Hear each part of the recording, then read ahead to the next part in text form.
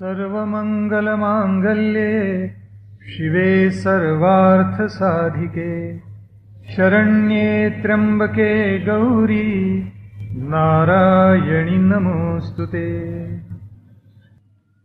ज्या रणरागिणीने आपल्या स्वकर्तृत्वानं भारताच्या राजकीय आणि सांस्कृतिक इतिहासाचे एक अलौकिक पान लिहिलं, स्वतःच्या पराक्रमानं जी भारताच्या राजकीय आणि सांस्कृतिक इतिहासामध्ये अजरामर झाली, त्या झाशीच्या राणीचं अत्यंत तेजस्वी चरित्र आपल्या अंतःकरणामध्ये साठवून त्यातून प्रेरणा घेण्यासाठी या स्थळी जमलेले, या स्थळी उपस्थित असलेले सर्व भगिनी आणि बांधव आणि महाविद्यालयीन विद्यार्थी विद्यार्थिनी, ज्यांनी परस्परांवर राम आणि भरतासारखं प्रेम केलं, सावत्र भाऊ असून सुद्धा सख्या भावंडांच्या पेक्षा अधिक प्रेम ज्यांनी एकमेकावर केलं आणि झाशी शहराचं, झाशी संस्थानाचं वैभव कळसाला पोचवलं, त्या रघुनाथराव नेवाळकरांचा, त्या शिवराम भाऊ हरी नेवाळकरांचा इतिहास आपण कालच्या व्याख्यानामध्ये पाहिला। रघुनाथराव नेवाळकर अत्यंत पराक्रमी आणि त्यांचे सावत्र भाऊ धाकटे शिवराम पंत हरिभाऊ हे सुद्धा तितकेच पराक्रमी निघाले। या उभयतांचा गौरव ब्रिटिशांच्या मनामध्ये होता असं तत्कालीन कागदपत्रावरून आपल्या लक्षात येतं। त्यांनी माणसं जी जमवलेली होती ती अत्यंत विश्वासू होती, ज्यांच्या मनामध्ये राष्ट्रभक्ती होती, राष्ट्रप्रीती होती, अशी अनेक माणसं त्यांनी गोळा केलेली होती। आणि म्हणून त्या कालखंडामधल्या ब्रिटिशांनी केलेल्या ज्या नोंदी आहेत त्याच्यामध्ये असं आढळतं, ब्रिटिश नोंदी करताना असं लिहून टाकतात त्याच्यामध्ये की झाशीचं संस्थान जे आहे ते अत्यंत भाग्यवंत आहे। भाग्यवंत अशा अर्थाने आहे की या झाशी संस्थानाला जे जे म्हणून कारभारी मिळाले, जे जे म्हणून सेवक मिळाले, जे जे म्हणून नोकर मिळाले, ते अत्यंत बुद्धिमान, अत्यंत स्वामीनिष्ठ मिळाले आणि त्याच्यामुळे झाशी शहराचं आणि झाशी संस्थानाचं वैभव हे कळसाला जाऊन पोहोचलं। त्यांच्यामध्ये स्वामीनिष्ठा होती, आपल्या स्वामीचं हित करावं अशी विवेक बुद्धी सुद्धा जागरूक होती आणि म्हणून रामचंद्ररावांना लादूक कोदलकरनी वाचवलं। आपण काल पाहिलं, सखूबाईंनी त्यांना मारायचा डाव रचलेला होता, पण त्यांचं रक्षण जर कोणी केलेलं असेल तर ते लालू कोदलकरांनी केलं। या लालू कोदलकरला पुढे विष घालून या सखूबाईंनी मारलं। पण या लालू कोदलकरचे 3 मित्र जे अत्यंत विपन्न अवस्थेमध्ये होते आणि हातावर ज्यांचं पोट होतं असे त्याचे ते 3 मित्र झाशी शहरामध्येच वाढलेले होते। योग असे असतात की त्या तिघांच्याही घरी एक एक कन्या जन्माला आली आणि पुढे योग असा, एकीचं नाव ठेवलं गेलं काशी, दुसरीचं नाव ठेवलं गेलं सुंदर आणि तिसरीचं नाव ठेवलं गेलं मुंदर। या तिन्ही पुढे झाशीच्या राणीसाहेबांच्या सख्या झालेल्या आहेत, त्यांच्या दासी झालेल्या आहेत। योग तरी इतिहासामधले कसे असतात पहा। पण शिवराम भाऊनी आणि रघुनाथराव नेवाळकरांनी प्रचंड ग्रंथालय झाशी शहरामध्ये निर्माण केलेलं होतं। त्याच्यामध्ये वेदावरचे ग्रंथ होते, उपनिषद होती, वेदांत होता, तत्वज्ञान होतं, धर्मशास्त्रावरचे ग्रंथ होते, पुराण होती, विविध विषयांवरचे ग्रंथ होते, विज्ञानावरचे ग्रंथ होते। परकीय देशामधून, पाश्चात्य देशामधून जे जे नवीन प्रवाह आलेले आहेत, मी काल उल्लेख केला की एन्सायक्लोपीडिया ब्रिटानिका सुद्धा रघुनाथराव नेवाळकरांनी विकत घेतलेला होता। असे नानाविध विषयावरचे ग्रंथ या दोन्ही भावंडांनी एकत्र केले। त्याच्यामध्ये रामचंद्ररावांनी भर घातली, त्याच्यामध्ये गंगाधररावांनी भर घातली, पुढे झाशीच्या राणीसाहेबांनी त्याच्यामध्ये भर घातली आणि प्रचंड समृद्ध असं ग्रंथालय झाशी शहरामध्ये निर्माण झालं। आज जरी आपण झाशी शहरामध्ये गेलात तर झाशी शहरामध्ये प्रचंड वाडा आहे, तिथे आज संग्रहालय केलेलं आहे। या संग्रहालयामध्ये हे सगळं ग्रंथालय एकत्र करण्यात आलेलं होतं। दुर्दैव असं की ज्या वेळेला बिजन झालं झाशी शहरामध्ये, त्यावेळेला अत्यंत सभ्य, अत्यंत सुसंस्कृत, ज्यांच्या ठाई सभ्याचार फार आहेत असं अजूनही आम्ही समजतो, या अत्यंत सभ्य सुसंस्कृत ब्रिटिशांनी हे ग्रंथालय जाळलं। एकही त्यातलं पान त्यांनी शिल्लक ठेवलं नाही। इतिहासामध्ये नोंद अशी आहे, डॉक्टर लो या गृहस्थांनी नोंद अशी, आमच्या माणसांनी नव्हे त्यांच्याच माणसांनी नोंद अशी केलेली आहे की झाशीच्या राणीसाहेबांनी जे उत्तम ग्रंथालय एकत्र केलेलं होतं आणि ज्याची जपणूक केलेली होती, 64,000 हस्तलिखित होती। आपण मनाशी आपल्या कल्पना करा, या 64,000 हस्तलिखितांना त्यांनी ब्रिटिशांनी जर काय न्याय दिला, आम्ही जर काय न्याय दिला, असं डॉक्टर लो म्हणतो, तर आम्ही ते समृद्ध ग्रंथालय जाळून टाकलं, भस्मसात करून टाकलं. पण गंगाधरराव नेवाळकर ज्या वेळेला झाशी संस्थानाचे संस्थानिक झाले आणि मग मात्र त्यांनी सगळी सत्ता आपल्या ताब्यामध्ये घेतली आणि झाशी संस्थानाचा उत्कर्ष कसा होईल याचा प्रयत्न करायला प्रारंभ केला. ते संस्थानिक झाले त्यावेळेला त्यांच्या पदरी 5,000 सैनिक होते, 1,000 घोडदळ होतं, 100 विशेष जातीचे म्हणजे काठेवाडी जातीचे घोडे हे त्यावेळेला झाशी संस्थानामध्ये होते. आणि त्यांना जरी मुलुख तोडून द्यावा लागलेला होता तैनाती फौजेसाठी, तरी सुद्धा जवळजवळ 40 लाखाचा मुलुख हा गंगाधरराव नेवाळकरांच्या ताब्यामध्ये होता. गंगाधरराव नेवाळकर, काल मी उल्लेख केला की प्रजा कनवाळू राजा होता, कोपिष्टही तितकेच होते, रागेठी तितकेच होते, पण विद्यानं आश्रय द्यावा, कलानं आश्रय द्यावा असा सद्भाव ज्यांच्या मनामध्ये होता, असे ते गंगाधरराव नेवाळकर होते. आणि पुढे याच नेवाळकर घराण्याशी संबंध होणार होता तो तांबे घराण्यांचा. हे जे तांबे घराणं आहे, ज्या घराण्यामध्ये झाशीच्या राणीसाहेबांनी जन्म घेतला, हे मूळचं वाईच आहे. वाईकर कुणी असतील तर त्यांना बरं वाटेल ऐकून, अभिमानही वाटेल. वाईची काही मंडळी आहेत मला माहिती आहे, पण खुद्द वाईचे मात्र नव्हे. वाईजवळ एक छोटं खेड आहे आणि त्या खेड्याचं नाव आहे बावधन. या बावधन मधली ही तांबे मंडळी सगळी, हे कराडा ब्राह्मण.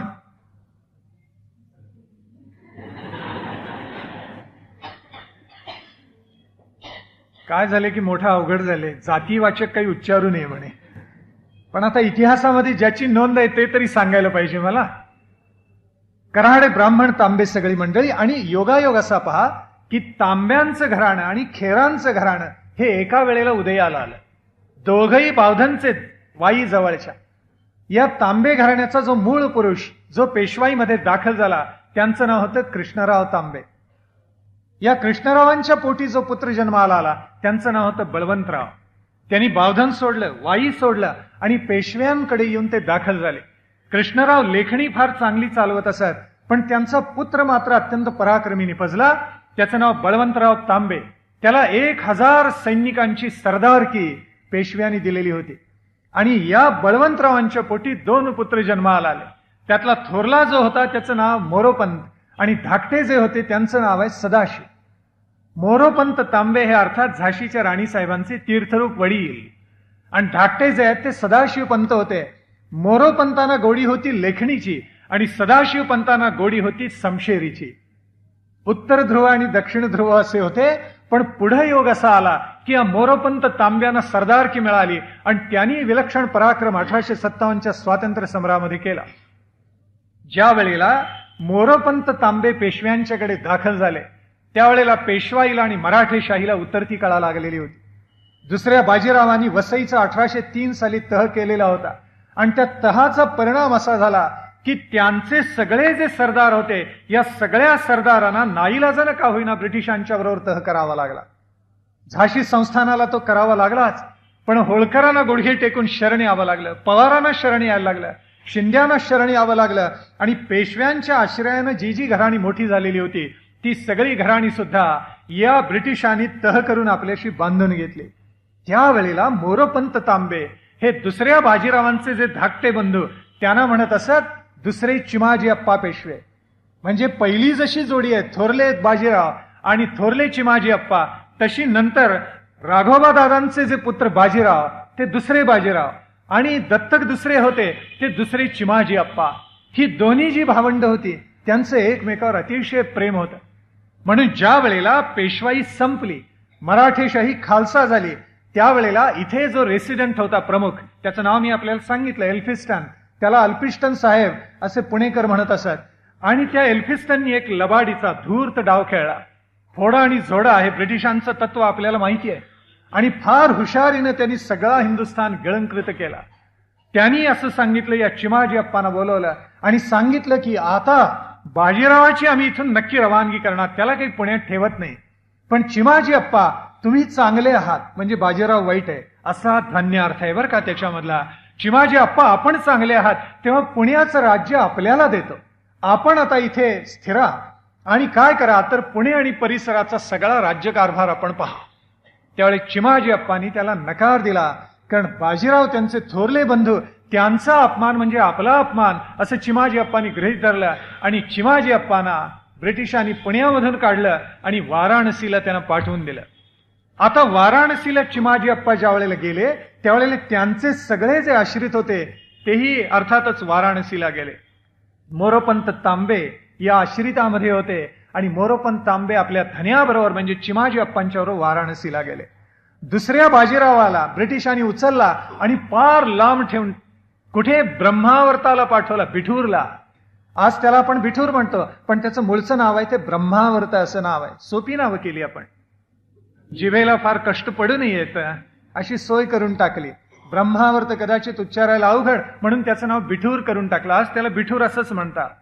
अनेक किती अपभ्रंश व्हावेत. मी बिठूरला ज्या वेळेला पहिल्यांदा गेलो ना तर त्यावेळेला नानासाहेब पेशव्यांचं स्मारक तिथे आहे ते मी शोधत होतो आणि ते सगळं बिठूर पालथं घातलं तरी कुठेही मला सापडेना. मग स्थानिक एक मनुष्य बरोबर घेतला, तो म्हणाला हे काय बागेमध्ये पुढे नाही आहे का?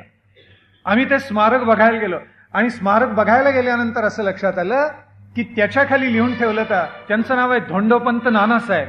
खाली त्यांनी काय लिहून ठेवलं? धुधुपंत. आजही जरी गेलात तर त्यांचा पुतळा आहे धोंडोपंतांचा आणि खाली नाव लिहिलेलं आहे धुधुपंत. असे अनेक अपभ्रंश झालेले आहेत. पण या ब्रह्मावर्तला बिठूरला दुसऱ्या बाजीरावांना पाठवून दिलं आणि त्यांना प्रचंड तनखा दिला. 8 लक्ष रुपये दरवर्षी त्यांना मिळतील अशी व्यवस्था ब्रिटिश सरकारने केली. का केली? एल्फिस्टनचं एक पत्र उपलब्ध झाले. ब्रिटिश उदार होते म्हणून केलं असं समजू नका. त्या एल्फिस्टनचं पत्र आहे. या एल्फिस्टननी गव्हर्नर जनरलला काय लिहिलेलं होतं? तो म्हणतो की या पेशव्यांच्या सगळ्या कारकिर्दीचा आम्ही अभ्यास केला आणि माझ्या असं लक्षात आलं की सगळे पेशवे अल्पायुषी आहेत. बाळाजी विश्वनाथांना बऱ्यापैकी आयुष्य मिळालं पण थोरले बाजीराव 40 मध्ये गेले. नानासाहेब पेशवे असेच 40 ओलांडून गेले. थोरले माधवराव पेशव्यांनी 30 सुद्धा पाहिली नाही. सवाई माधवराव 23व्या वर्षी गेले. नारायणराव पेशव्यांचा खून झाला, त्यांनी 20 वर्ष सुद्धा पाहिली नाही. त्याच्यामुळे हे सगळे पेशवे अल्पायुषी आहेत. दुसरा बाजीराव नक्की लवकर मरणार असं एल्फिस्टननी लिहून ठेवले. तेव्हा सरकार साहेबांनी अत्यंत उदारपणे याला भरपूर तनखा वार्षिक द्यायला हरकत नाही असं त्या पत्रामध्ये लिहिले. दुसरे बाजीराव असे चिवट निघाले म्हणतात की ब्रिटिश सरकारला ज्या गोष्टींवर पश्चाताप करायला लागला त्यातली ती एक गोष्ट होती की या माणसाला आपण इतका वार्षिक तनखा का दिला. कारण त्यांना दीर्घायुष्य मिळालं. 70 त्यांनी सहज ओलांडली दुसऱ्या बाजीरावांनी. पण इथे इतिहास असा घडला की दुसरे बाजीराव गेले ते ब्रह्मावर्तला गेले बिठूरला आणि दुसरे चिमाजी अप्पा वाराणसीला गेले. वाराणसीला गेल्यानंतर मोरोपंत साहजिकच त्यांच्या आश्रितांपैकी म्हणून तिथे गेले. या मोरोपंतांचा विवाह झालेला होता आणि त्यांच्या पत्नीचं नाव होतं भागीरथीबाई. योगायोग असा की गंगेचंच नाव होतं आणि गंगा तीरावरच वस्ती करायला मोरोपंत, चिमाजी अप्पा आणि भागीरथीबाई गेले. काही वर्ष तिथे अत्यंत सुखाने गेली आणि या उभयतांच्या पोटी एक कन्या जन्माला आली. ज्या दिवशी त्या कन्येनं जन्म घेतला त्या दिवशी तिथी होती कार्तिक वद्य चतुर्दशी शके 1557 दिनांक 19 नोव्हेंबर 1835. या दिवशी भागीरथीबाई आणि अर्थातच मोरोपंत तांबे यांच्या पोटी ही कन्या जन्माला आली आणि ती गंगेच्या तीरावर जन्माला आली म्हणून अतिशय प्रेमाने गंगेचंच नाव तिला देण्यात आलं. तिचं नाव ठेवण्यात आलं मणिकर्णिका. मनकर्णिका किंवा मणिकर्णिका हे गंगेचं नाव आहे आणि म्हणून त्या मुलीला ते नाव दिलं. हीच पुढे झाशीची राणी म्हणून जगाच्या इतिहासामध्ये आणि भारताच्या इतिहासामध्ये विख्यात होणार होती. मणिकर्णिका तिचं नाव ठेवलं पण तिला अतिशय प्रेमानं सगळेजण मनू असं म्हणायला लागले. ही मनू अतिशय एखादं मनुष्य घेऊनच येतो पहा. ईश्वरी देणगीच असते, त्याला फारसं शिकावं लागत नाही. तेज असं असतं की एखादा मनुष्य घेऊन येतो. बुद्धिमत्ता अशी असते एखादा मनुष्य घेऊन येतो. मनू असं काही घेऊन आलेली होती. तिला फारसं पढवावं लागलं नाही, तिला फारसं शिकवावं लागलं नाही. आपल्याकडे अशा अलौकिक स्त्रिया झालेल्या आहेत की ज्या उपजत या देशाचं भलं करण्यासाठी जन्माला आलेल्या होत्या. आपल्यापुढे 3 आदर्श तर नेहमी सांगितले जातात की ज्याच्यामध्ये कर्तृत्व आहे, ज्याच्यामध्ये दातृत्व आहे आणि ज्याच्यामध्ये नेतृत्व आहे. जिजाऊ आऊसाहेबांनी कर्तृत्व सिद्ध केलं. अहल्याबाई होळकरांनी दातृत्व दाखवून दिलं जगाला आणि झाशीच्या राणीसाहेबांनी नेतृत्व केलं. आपल्याकडच्या थोर 3 जर स्त्रिया पाहायच्या असतील मराठेशाही मधल्या, तर त्या या 3 स्त्रिया आहेत ज्यांच्यामधून कर्तृत्व, दातृत्व आणि नेतृत्व प्रगट झालेले आहे. अहल्याबाई होळकरांनी अत्यंत प्रतिकूल परिस्थितीमध्ये झुंज दिली, पण आज अहल्याबाई होळकरांनी जे कर्तृत्व गाजवलं, जे दातृत्व त्यांच्या ठायी होतं, त्याच्या खुणा आपल्याला सगळीकडे पाहायला मिळतात. माहेश्वरला जरा जाऊन पहा, अनंत घाट त्यांनी असे बांधलेले आहेत की जिथे अनेकांची सोय व्हावी अशी शिल्पकृती एकेका ठिकाणी घडवलेली आहे की ते पाहताना मन थक्क होऊन जावं. असा उदार स्वभाव प्रगट केला की अनेक कुटुंब त्यांच्या आश्रयाखाली, छायेखाली अत्यंत सुखाने जगले आणि इतिहास असा उज्ज्वल घडवून टाकला की तो आज वाचताना सुद्धा आपल्या अंतःकरणाला गहिवर यावा असं कर्तृत्व हे आमच्या अहिल्याबाई होळकरांनी गाजवलेलं आहे. आणि जिजाऊसाहेबांच्या बद्दल तर वेगळं सांगायलाच नको. शिवाजी राजांसारख्या युगपुरुषाला त्या माऊलींनी जन्म दिला. पुत भावायचा गुंडा ज्याचा तीही लोकी झेंडा, असं कर्तृत्व शिवाजी महाराजांनी गाजवलं. आणि तिसरी रणरागिणी ती म्हणजे नेतृत्व जिनं आम्हाला दिलं, ती झाशीची राणी मणिकर्णिका म्हणून जन्माला आली. दुर्दैव असं की ती अवघी 3-3.5 वर्षांची असे. गंगा नदीच्या काठावर, गंगा नदीच्या साक्षीनं ती वाढायला लागलेली होती. पण दुर्दैव असं की चिमाजी अप्पा पेशवे ही कन्या 3-3.5 वर्षांची असताना गेले, वारले. म्हणजे एल्फिस्टनचा अंदाज फारसा काही चुकला नाही. चिमाजी अप्पाही तसे अल्पायुषीच. आणि मग त्यांना दिलेला तनखा हा पुढल्या कोणत्याही पिढीत ब्रिटिशांनी दिला नाही. मोरोपंतांना अत्यंत दुःख झालं की आता आपलं आश्रयस्थानच निघून गेलं, आपलं अधिष्ठानच निघून गेलं, आता काय करायचं. म्हणून त्यांनी असं ठरवलं, आता वाराणसी सोडायची आणि आपण बिठूरला जायचं. आणि म्हणून वाराणसीहून मजल दर मजल करत मोरोपंत तांबे निघाले. प्रवास करत करत जे आले ते थेट त्या ब्रह्मावर्तामध्ये येऊन दाखल झाले, बिठूरमध्ये आले. आणि वार्ता गेली दुसऱ्या बाजीरावांना. बाजीरावांना अगोदर कळलेलं होतंच चिमाजी अप्पा पेशव्यांचा देहांत झाला. त्यांच्या आश्रयाला जी जी मंडळी आहेत ती सगळी आपल्याकडे येणार हेही त्यांना कळलेलं होतं. आणि मग त्यांनी मोरोपंत तांब्यांचं स्वागतच केलं. या आमच्या आश्रयाला अवश्य राहा, पाठशाळेमध्ये जी जी कामं इथे आपल्याला करता येतील ती शक्य आपल्या यथाशक्ती ती करत जा, असा आदेश दुसऱ्या बाजीरावांनी दिला. आता खरं तर वैभव सगळं गेलेलं होतं, काप काय भोकं तेवढी राहिलेली होती असं म्हणतात ना, अशी अवस्था त्या वैभवशाली मराठी साम्राज्याची झालेली होती. आणि मग तरी सुद्धा जेवढे जेवढे म्हणून वाराणसीमधून आश्रयाला आले त्या सगळ्यांना दुसऱ्या बाजीरावांनी आश्रय दिला. मोरोपंत तांबे तिथे काही कालखंड विसावले आणि दुर्दैव असं झालं की भागीरथीबाई तिथे मृत्यू पावल्या. कदाचित प्रवासाची दगदग त्यांना सहन झाली नसावी आणि भागीरथीबाईंना मृत्यू आला. आणि त्यावेळेला मनू अत्यंत लहान आहे. योग असा की बाजीरावांनी मोरोपंतांचं ज्या वेळेला स्वागत केलं त्यावेळेला मुलीला प्रश्न विचारलेले होते, बाळ तुझं नाव काय. भरा सगळ्या प्रश्नांची तिने उत्तरं दिली. आणि ती उत्तरं इतकी चपखाल होती की ऐकून दुसऱ्या बाजीरावांना अतिशय आनंद झाला. त्यांनी विचारलं, तुला काय आवडतं. सागरगोटे खेळायला आवडतात का. राजा राणीचा खेळ आवडतो का. भातुकलीचा खेळ आवडतो का. त्यावेळेला तिनं सांगितलेलं होतं, मला घोडदौड करायला आवडते, मला हातात दाणपट्टा धारण करायला आवडतो, मला युद्ध करायला आवडतात. त्यावेळेला दुसरे बाजीराव चकित झाले. वस्तुतः काही मुलं अशी धीट असतात, उत्तरं देतात, काही देतीलच असं नाही. आणि आम्हा म्हणजे आई वडिलांना तर खूपच आनंद वाटतो. एरवी कधी मुलाला विचारणार नाहीत, पण पै पाहुणे आले की माता पित्याचं प्रेम काय उचंबळून येतं म्हणून सांग. नेमकं त्या मुलाला बोलवतात आणि विचारतात, तू कोण होणार. अतिशय प्रेमाने विचारत असतात. एरवी कधीही विचारणार नाहीत, पण त्यावेळेला नेमकं विचारतात. आणि इच्छा अशी असते की त्यांनी म्हणावं, मी काय होईन, डॉक्टर होईन, इंजिनियर होईन. पण ते पोर एकदम, आता काय दूरदर्शनवर काहीतरी पाहिलेलं असतं, ते एकदम म्हणतं मी लालू प्रसाद होणार. असं काय काय त्या बाळाच्या मनामध्ये येईल काही सांगता येत नाही. पण ही मणिकर्णिका मोठी धीट होती. भले पै पाहुणे असत नाही तर आई वडील असत. तिचे विचार स्वच्छ होते, लखलखीत होते. तिनं ठरवलेलं होतं की आपल्याला तलवार चालवता यायला पाहिजे, आपल्याला घोडदौड करता आली पाहिजे. आणि दुसऱ्या बाजीरावाने इतकं मोठं नवल वाटलं की मुलगी कशी बोलते, एवढी एवढी आहे. आणि तिला सगळेजण प्रेमाने त्या बिठूरमध्ये, त्या ब्रह्मावर्तमध्ये तिला म्हणत असत छबिली. अतिशय तेजस्वी आणि चुणचुणीत मुलगी होती, म्हणून तिचं नाव छबिली असं पडलं. मी ज्या वेळेला बिठूरला गेलेलो होतो त्यावेळेला एक विलक्षण व्यक्तिमत्व मला भेटलं. त्यांचं नाव नारायणराव लक्ष्मणराव टोपे. 90 ओलांडलेले ग्रस्त मला भेटले. हे तात्या टोपेंचे पुतणे. 90 ओलांडलेली होती. म्हणजे मी ज्या वेळेला त्यांना भेटलो, ही घटना आता 10-12 वर्षांपूर्वीची आहे, पण त्यावेळेला मी त्यांना भेटलेलं होतं आणि अतिशय प्रेमाने त्यांनी स्वागत केलं. त्यांच्याकडे अनंत कागदपत्र ऐतिहासिक मला पाहायला मिळाली. जुनी नाणी पाहायला मिळाली. अत्यंत उत्तम दर्जाची अस्त्र शस्त्र पाहायला मिळाली. याचा सगळा संग्रह त्या नारायणराव लक्ष्मणराव टोपेंनी केलेला होता. आणि मी त्यांना एकच प्रश्न विचारला की आपण तात्या टोपेंना पाहिलेलं होतं काय?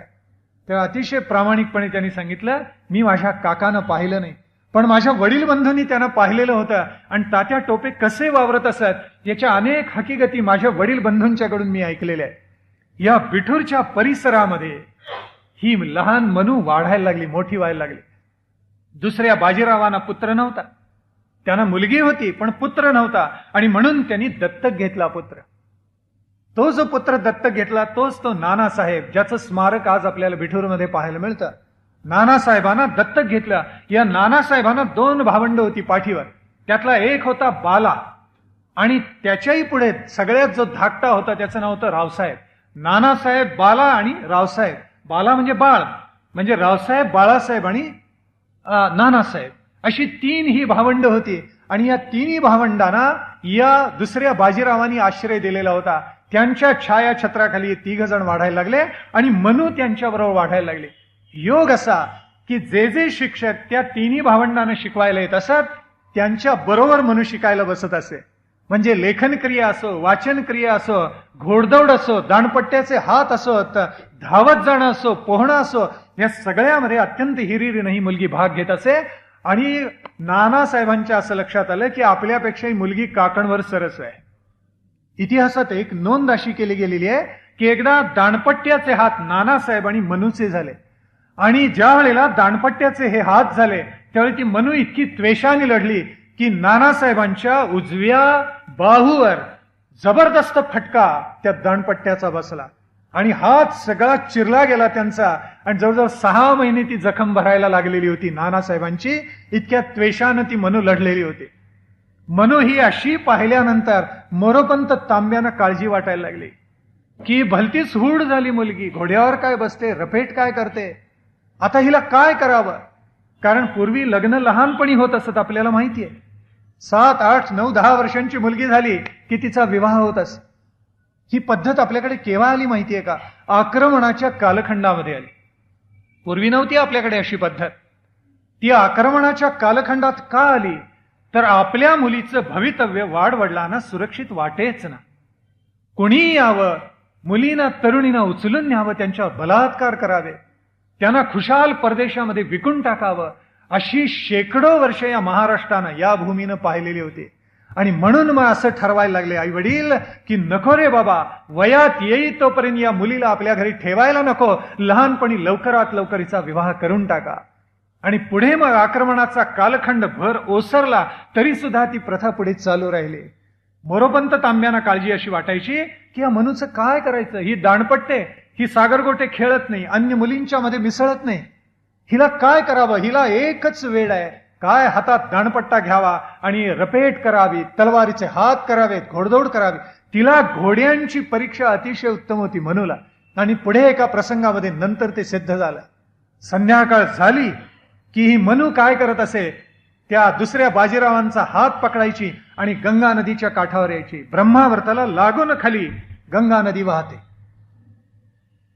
अतिशय सुंदर पात्र आहे, प्रशांत पात्र आहे. ते पाहिल्यानंतर सुद्धा मन आनंदानं भरतं. आणि खाली पलीकडे पश्चिमेकडे सूर्य बुडत असतो. संध्याकाळी आपण तिथे जर जाऊन बसलात ना तर मन अगदी निवून जाते, इतकी सुंदर जागा आहे. सुरेख घाट बांधलेला आहे तिथे, आणि त्या घाटावरती मनू जाऊन बसत असे. तिथे एक मंदिर बांधले. दुसऱ्या बाजीरावांच्या एका पत्नीचं नाव होतं सरस्वती, आणि ती तिथे बिठूरमध्ये गेली, निधन पावली. तिची आठवण म्हणून ते मंदिर बांधले, आणि त्या मंदिराचं नाव आहे सरस्वतीश्वर मंदिर. या सरस्वतीश्वर मंदिरामध्ये छोटी मनू दर्शनाला येत असे, आणि आल्यानंतर भाविकपणे तिथे दंडवत घालायची आणि खाली नदीमध्ये पाय सोडून पाण्यामध्ये बसत असे खाली जाऊन. आणि त्यावेळेला कदाचित दुसरे बाजीराव काही काल थांबायचे. मग कोणी मंत्री असत, कोणी सरदार असत, कोणी सेवक असत. आणि ही मनू त्यांना काय सांगत असे, मला मराठ्यांचा इतिहास सांगा. शिवाजी महाराजांनी कसा अलौकिक पराक्रम गाजवला तो मला सांगा. पेशव्यांचं कर्तृत्व मला सांगा. थोड्या बाजीरावांनी लढाया कोणकोणत्या जिंकल्या ते मला सांगा. या मुलीचं वेड काही वेगळंच होतं. आणि जे कारभारी होते त्या राजसभेमधले दुसऱ्या बाजीरावांच्या या मनूला छत्रपती शिवाजी महाराजांचा पराक्रम सांगत असत, थोरल्या बाजीरावांचा पराक्रम सांगत असत. थोरल्या माधवराव पेशव्यांनी आपल्या हिमतीनं, आपल्या दूरदृष्टीनं, आपल्या पराक्रमानं मराठी साम्राज्याला कसा उजाळा दिला, हा सगळा दैदिप्यमान इतिहास त्या छोट्या मनूला ते सांगत असत. आणि तिच्या अंगावर रोमांच येत असत. आणि तिला वाटत असे पुन्हा इतिहास असा आपल्या या देशामध्ये घडणार नाही का, असं नवराष्ट्र पुन्हा एकदा या देशातून, या मातीतून निर्माण होणार नाही का. तिची स्वप्न वेगळी होती, तिच्या आकांक्षा वेगळ्या होत्या, तिच्या आशा वेगळ्या होत्या. तिला जे दिसत होतं ते सामान्य मुलींच्या पेक्षा फार वेगळं होतं. आणि एक एक दिवस पुढे जायला लागला. मोरोपंत तांब्यानी एके दिवशी दुसऱ्या बाजीरावांचे जे ज्योतिषी होते त्यांना घरी बोलवलं, त्यांचा सन्मान केला. आणि ते म्हणाले, या मनूची जरा पत्रिका बघा, मला आता जरा काळजी वाटायला लागली. कारण आता हिचं विवाहाचं वय झालं, लवकरात लवकर हिचा विवाह केला पाहिजे. पण त्यांच्यासमोर समस्या अशी एक होती की झाशी संस्थानामध्ये इतिहासात नोंद अशी आहे की जास्तीत जास्त म्हणे कोकणस्थ होते. आता हे कऱ्हाडे ब्राह्मण यांनी कोकणस्थाशी कशी सोयरी करायची असा प्रश्न त्यांच्या समोर आला. आणि म्हणून त्यांनी इथे कुठे कऱ्हाडे ब्राह्मण मिळतात का म्हणून पाहायला प्रारंभ केलेला होता. आता झाशीजवळ 2 गाव आहेत, त्यातले एक आहे जालवण आणि दुसरं आहे गुलसराई. या जालवण आणि गुलसराईमध्ये कितीतरी कऱ्हाडे ब्राह्मण जाऊन स्थिरावलेले होते. आणि हे कळल्यानंतर त्यांना अतिशय आनंद झाला मोरोपंत तांब्याना. आणि ते म्हणाले, मनूची सोयरी जालवण किंवा गुलसराई इथे नक्की झाल्याशिवाय राहणार नाही. आणि म्हणून त्यांनी त्या ज्योतिषाला पत्रिका दाखवली. ती पत्रिका दाखवल्यावर त्या राज ज्योतिषाचे डोळे विस्फारले.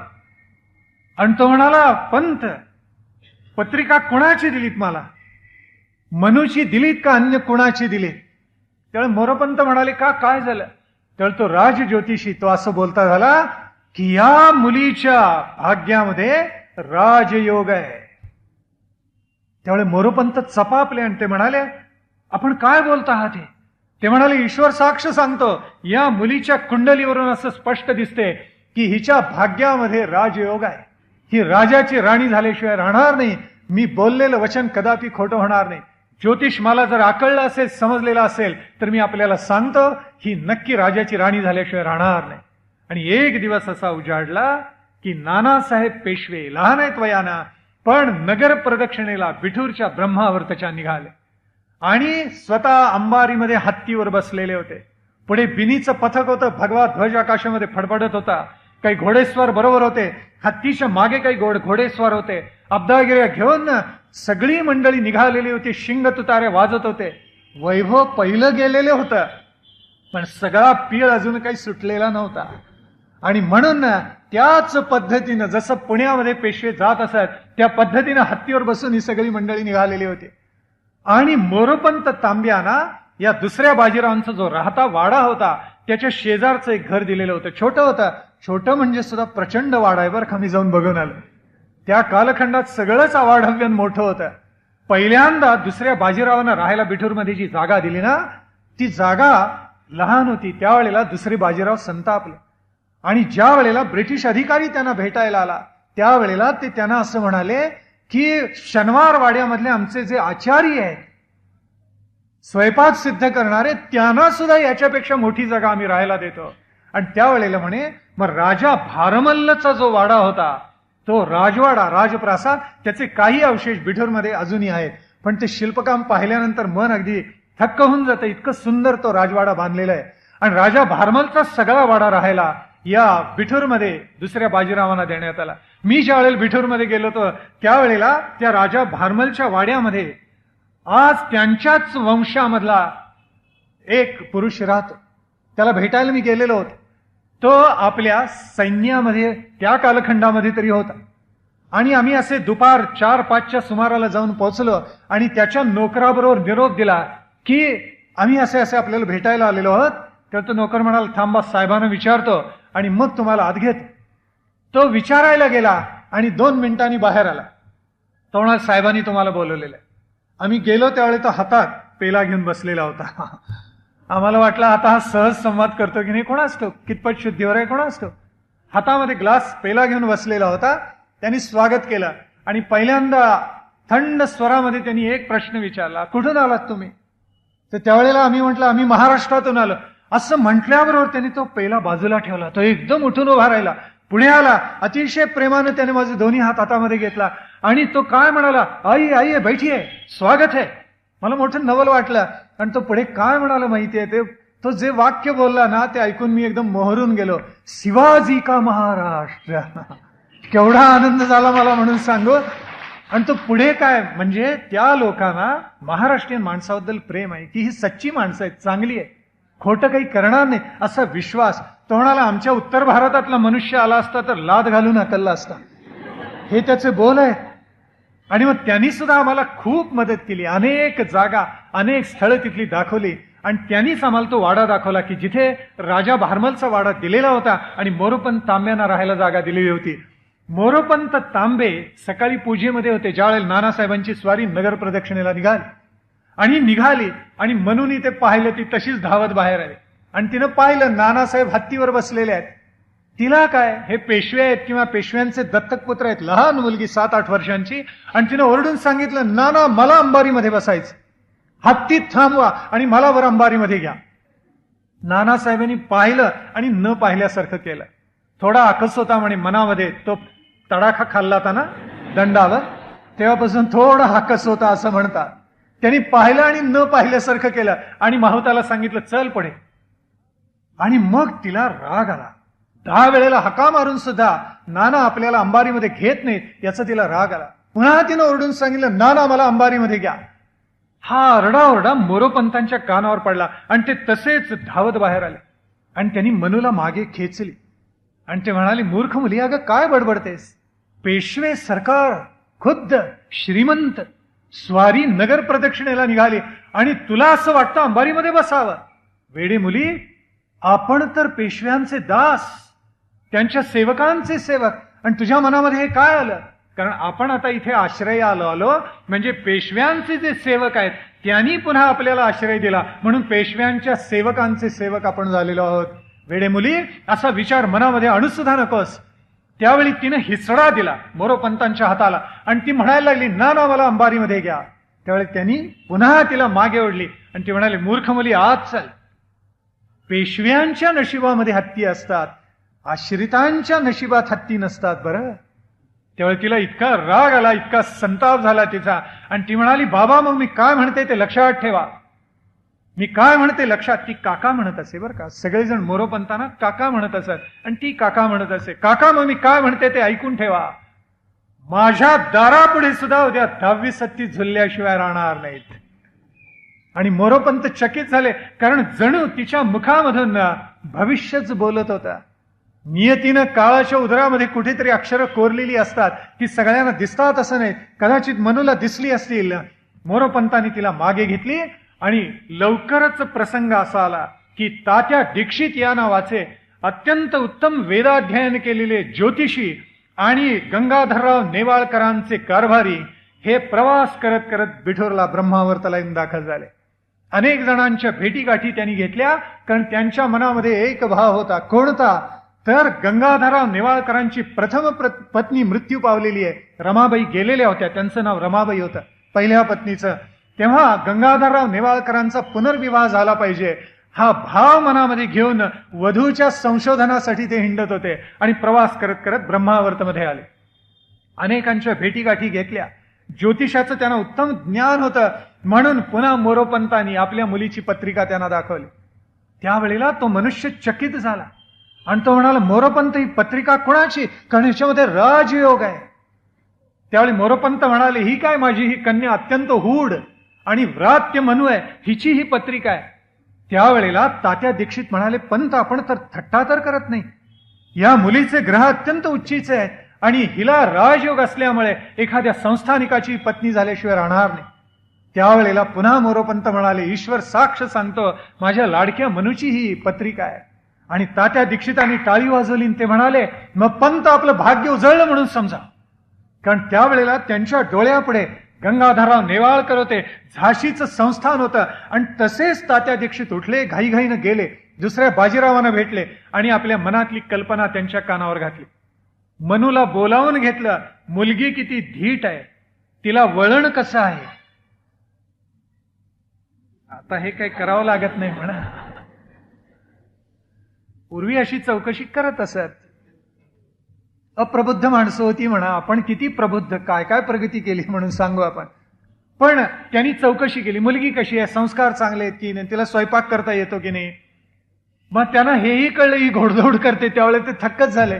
ही तलवारीचे हातही करते, त्यांना मोठं नवल वाटलं. आणि मग त्यांच्या मनाने खरोखर घेतलं ही मुलगी गंगाधरराव नेवाळकरांना योग्य आहे. दुसऱ्या बाजीरावांशी सल्लामसलत केली आणि ते माघारी आले. वस्तुतः मनू आणि गंगाधरराव नेवाळकर यांच्या वयामध्ये फार मोठं अंतर होतं. पण पूर्वी असे विवाह होत असत संस्थानिकांचे. किती अंतर असेल आपल्याला नवल वाटेल, 20 ते 22 वर्षाचं किमान अंतर होतं. इतकं मोठं अंतर. आणि तात्या दीक्षित तसेच घाईघाईनं माघारी आले आणि झाशी संस्थानामध्ये आले आणि त्यांनी गंगाधरराव नेवाळकरांची भेट घेतली. कसं सांगावं, कसं बोलावं हे त्यांना कळत नव्हतं. मग गंगाधररावच म्हणाले, तात्या आपल्या मनामध्ये काहीतरी बोलायचं दिसते. त्यावेळी धाडस करून तात्या दीक्षित म्हणाले, महाराज राणीवसा सुनाय कित्येक वर्षे गेली. राणीवसा म्हणजे जिथे राण्यांची वस्ती असते, जो राजप्रासाद त्यांचा असतो त्याला राणीवसा म्हणतात. मग त्यावेळेला गंगाधरराव नेवाळकर म्हणाले, तात्या काय करू, माझ्या कुंडलीमध्ये तसेच योग असतील. त्यावेळेला तात्या दीक्षित हसले आणि म्हणाले, महाराज आपण असं का म्हणता, आपलं वय काही गेलेलं नाहीये, आपण मनात आणलं तर आज सुद्धा मुलींची रांग लागेल इथे. तेव्हा गंगाधरराव नेवाळकर हसले आणि ते म्हणाले, तात्या आपल्याला ज्ञात आहे की आम्हाला नाटकांचा छंद आहे, गाणं बजावणं सुद्धा आम्ही करतो. त्यावेळी तात्या हसले आणि म्हणाले, आपल्याला आमोद प्रमोदाचा नाद आहे हे आम्हाला माहिती आहे, पण तरी सुद्धा जोपर्यंत लग्न होऊन विवाह होऊन एखादी सजातीय कन्या आपली पत्नी म्हणून या संस्थानात येत नाही, तोपर्यंत तिच्या पोटी जन्माला आलेला या संस्थानाचा उत्तराधिकारी होऊ शकत नाही महाराज. अनवरत संततीला कुणी राजा म्हणून मान्यता देत नसतं महाराज, आपण हे ध्यानामध्ये घ्या. त्यावेळेला गंगाधरराव नेवाळकर मोठ्यांदा हसले आणि ते म्हणाले, तात्या आपण नक्कीच एखादी मुलगी पाहून आलेला आहात, मला कळलं. कुठून आलात तेवढं सांगा. त्यांनी सांगितलं, मी बिठूरून आलेलो आहे आणि दुसऱ्या बाजीरावांच्या पदरी मोरोपंत तांबे कराडे ब्राह्मण आहेत, अत्यंत उत्तम वळण आहे, दुसऱ्या बाजीरावांशी नातं जवळकीचं आहे आणि त्यांची मुलगी मनू मणिकर्णिका अशी अशी आहे आणि मला असं वाटतं की झाशीच्या संस्थानाची राणी होण्यासाठी ती पात्र आहे. गंगाधरराव नेवाळकर हसले आणि त्यांनी एक प्रश्न विचारला, मोरोपंतांचं दुसऱ्या बाजीरावांच्या राजसभेत स्थान काय आहे तेवढं मला सांगा. त्यावेळी तात्या दीक्षित चपापले एकदम आणि ते म्हणाले, असं पहा की मोरोपंत आल्यानंतर पाठशाळेत काम करत होते, पण सच्छील आहेत, सत्प्रवृत्त आहेत, चांगले आहेत. पुन्हा एकदा तोच प्रश्न गंगाधररावांनी विचारला. ते थोडे कोपिष्ठ होते. त्यांची मुद्रा पालटल्याबरोबर तात्या दीक्षितांना घाम फुटला. बापरे, हे प्रकरण आता भलतीकडेच निघालं. आणि त्यावेळी ते म्हणाले, ते भटजी आरंभी होते हे खरं आहे, पण आपण बिठूरमध्ये जाऊन कुणालाही विचारा, आता दुसरे बाजीराव आणि मोरोपंत तांबे हे अतिशय जवळचे मित्र झालेले आहेत.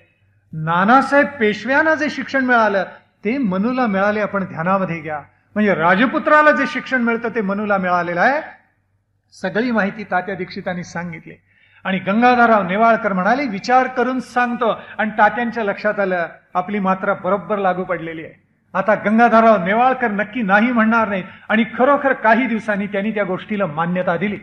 आपले काही जाणकार अधिकारी त्यांनी पाठवले आणि मुलगी लहान आहे, बाकी पण हुशार आहे, चुणचुणीत आहे, हे सगळं त्यांनी ऐकलं आपल्या अधिकाऱ्यांच्याकडून आणि विवाह संबंध करायचा हे नक्की ठरलं. आणि मोरोपंत तांबे इतके प्रसन्न झाले. एक सामान्य सेवक पेशव्यांच्या पदरी असलेला, पण त्याची मुलगी आता एका संस्थानिकाची राणी होणार, त्यांचा आनंद मनामध्ये मावेना, त्यांचा हर्ष मनामध्ये चित्तामध्ये दाटेना, अशी अवस्था होऊन गेली.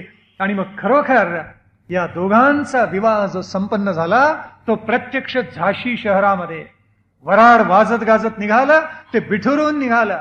अनेक माणसं बरोबर घेतली. दुसरे बाजीराव आलेले नव्हते, पण अन्य अधिकारी त्यांनी अनेक बरोबर पाठवलेले होते. हे सगळं मिरवत मिरवत आले आणि झाशी शहरामध्ये दाखल झाले. झाशी शहराला ज्या वेळेला कळलं की असा असा विवाह होतोय, त्यावेळेला त्यांना अतिशय आनंद झाला सगळ्या नागरिकांना. कारण आपल्याला राणी येणार आणि कदाचित पुढचा वारस लाभणार, ही अतिशय आनंदाची आशादायक गोष्ट त्यांच्या मनामध्ये उमलून आलेली होती. आणि सगळं बिऱ्हाड तिथे पोचलं. या झाशी शहरामध्ये 2 मोठी मंदिर आहेत. एक शिव मंदिर आहे ते तलावामध्ये, तलावाच्या काठावर दुसरं महालक्ष्मी मंदिर आहे. आणि त्याच्या व्यतिरिक्त या दोन्हीच्या व्यतिरिक्त आणखीन एक सुंदर महागणपतीचं मंदिर आहे, ते खुद्द गावामध्ये झाशी शहरामध्ये. आणि तो महागणपती इतका सुंदर कोरलाय म्हणून सांगू. कसा आहे तो?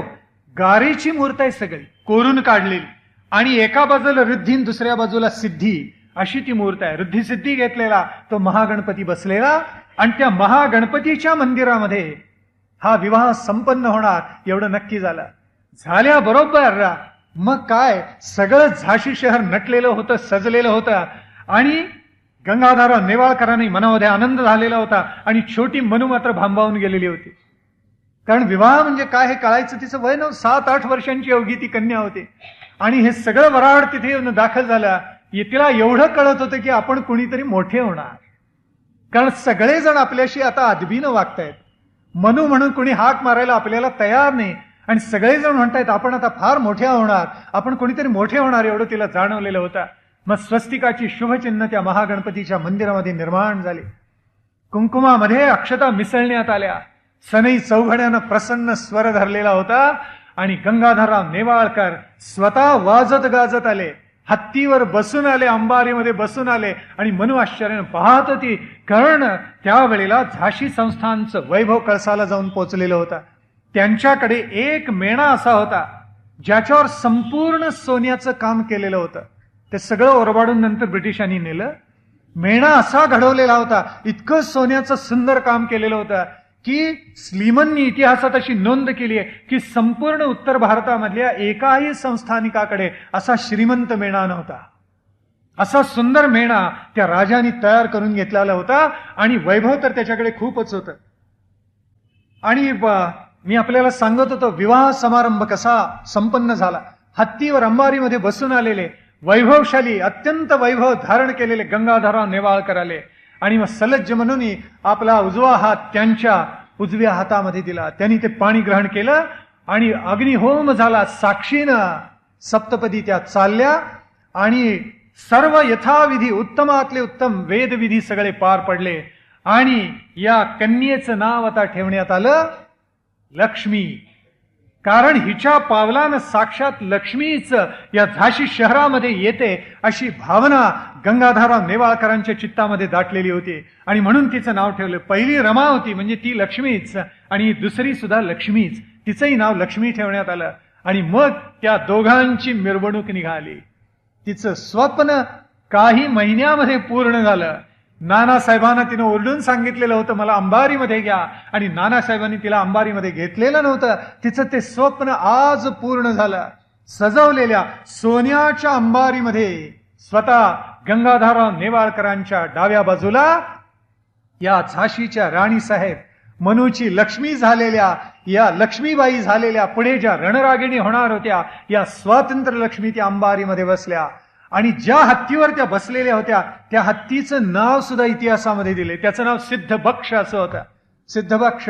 त्या कालखंडामध्ये झाशी शहरामध्ये 22 हत्ती होते.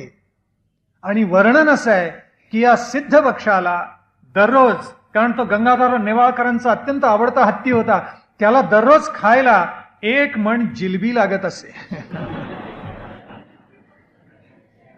आपण कार्यालयामध्ये संकीर्तन मांडले. विद्याताई सांगू शकतील की 1 मण जिलबी म्हणजे काय झालं काय.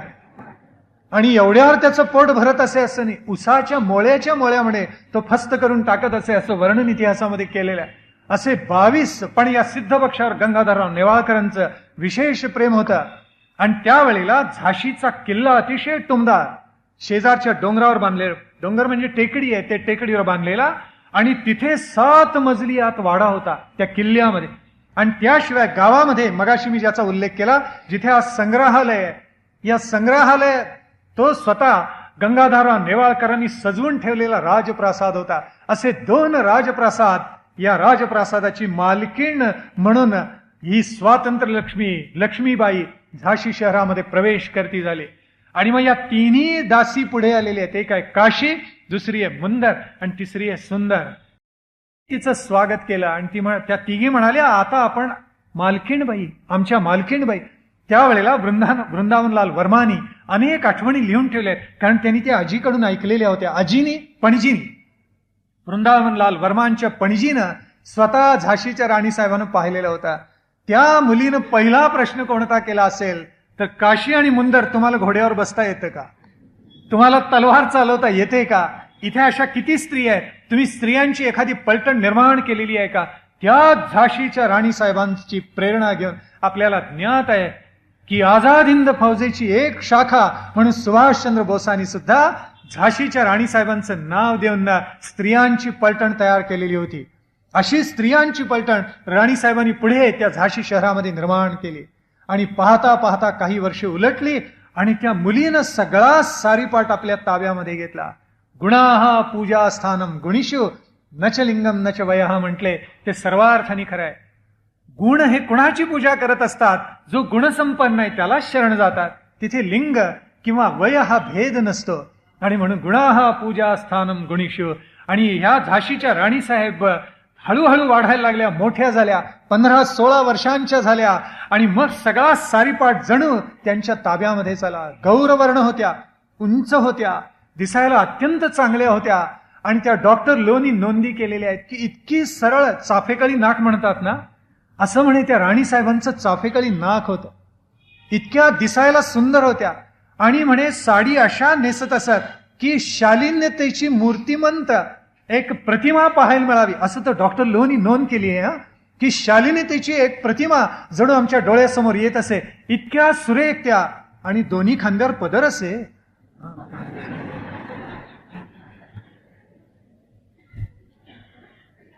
शालीनतेची मूर्ती होत्या. कमल निवासिनी लक्ष्मी म्हणून सगळे प्रजाजन त्यांचा गौरव करत असत. सगळ्या प्रजाजनांना त्यांच्याविषयी अत्यंत प्रेम आणि आस्था वाटत असे. आणि पाहता पाहता त्या गंगाधरराव नेवाळकरांना सुद्धा अत्यंत प्रिय होऊन गेलेल्या होत्या. आपल्या लावण्यवती पत्नीला कुठे ठेवू कुठे नको असं गंगाधरराव नेवाळकरांना झालेलं होतं. आणि योग साला इसवी सन 1850 मध्ये गंगाधरराव नेवाळकर आणि लक्ष्मीबाई या तीर्थयात्रेसाठी म्हणून बाहेर पडले, दोघेही जण. आणि प्रवास करत करत गेले. काशीला गेलेले होते, वाराणसीला गेलेले होते. आणि तिथे जिथे आपला जन्म झाला ती जागा गंगाधरराव नेवाळकरांना या मनूनी दाखवलेली होती, लक्ष्मीबाईंनी दाखवलेली होती. त्या कालखंडामधली ब्रिटिशांची पत्र आज आपल्याला पाहायला मिळतात. आपल्याला आश्चर्य असं वाटेल की जिथे जिथे ब्रिटिशांचा अधिकार चालत असे तिथल्या सगळ्या अधिकाऱ्यांना पत्र गेलेली आहेत की झाशी संस्थानचे गंगाधरराव आणि त्यांची पत्नी लक्ष्मीबाई तीर्थयात्रेसाठी येत आहेत, त्यांना यत्किंचित सुद्धा तोशिष लागता कामा नये. याचा अर्थ असा की गंगाधरराव नेवाळकरांच्या बद्दल ब्रिटिशांना काही ना काहीतरी आस्था मनात असली पाहिजे. लक्ष्मीबाई पराक्रमी आहेत आणि सारीपाट सांभाळायला समर्थ आहेत याची जाणीव ब्रिटिशांना कुठेतरी मनात झालेली असली पाहिजे. आणि म्हणूनच अशी पत्र गेलेली होती. आणि तीर्थयात्रा परत सगळी करून हे दोघेही परत आले. आणि मग या झाशीच्या राणीसाहेबांना दिवस राहिले. इतका आनंद सगळ्या त्या नगरामध्ये दाटला की आता या संस्थानाला उत्तराधिकारी मिळणार. आणि सौभाग्याची गोष्ट अशी, धाकधूक होती मनामध्ये, पुत्र होतो की कन्या कुणास ठाऊक. आणि पुत्र जन्माला आला, बाळराजे जन्माला आले. मुठी मुठीनं साखर वाटली. ते काळच तसा होता, मुठी मुठीनं साखर. म्हणजे त्या कालखंडामध्ये माणसं जेवती तशीच असत, खाती तशीच असत आणि पराक्रमी तसाच गाजवत असत ना. गोविंदराव खाजगीवालेंचं उदाहरण सांगतात की पेशव्यांनी म्हणे त्यांची थट्टा करायचं ठरवलं. बसले जेवायला की 100 लाडू सहज खात असत. सहज लाडू म्हणजे आधुनिक काळातले नाही तर एवढं हातामध्ये मावणार नाही तेवढे प्रचंड लाडू सहज खात असत. 100-150 सहज लाडू एका बैठकीत खात असत. आणि पेशव्यांनी म्हणे त्यांची एकदा गंमत करायची ठरवली. आणि सगळ्यांनी पहिल्यापासून एक एक लाडू सगळ्यांना वाढला आणि सगळ्यांनी खोट्या ढेकरा द्यायला प्रारंभ. बास पोट भरलं, पोट भरलं. आणि गोविंदरावांची पंचायत अशी झाली, भूक तर लागली, एक एक लाडवावर सगळे उठतायत. आणि तो हुजऱ्या पुढे निघाल्यावर त्यांचा असा संताप झाला. वेळणी असे थाळी अशी मोठी वाढायची कशा अशा याच्यातून आणायचे नाहीत वाढायला. सगळं काम ऐसपैस आणि प्रशस्त होतं त्या कालखंडात. ते आणलं आणि त्यांनी ती सगळी ओढूनच घेतली परत आपल्याकडे, आणि सगळे लाडू आपल्या पानामध्ये चांदीच्या ताटामध्ये ओतले. सगळी माणसं हसत होती, तरी त्यांच्याकडे लक्ष न देता गोविंदरावनी शांतपणे सगळे लाडू संपवले. नंतर काय केलं माहिती आपल्याला? पूर्वीची चांदीची भांडी जर आपण पाहिलेली असतील, अशी जाड असत, पातळ चांदीचं भांड पाहायलाच मिळणार.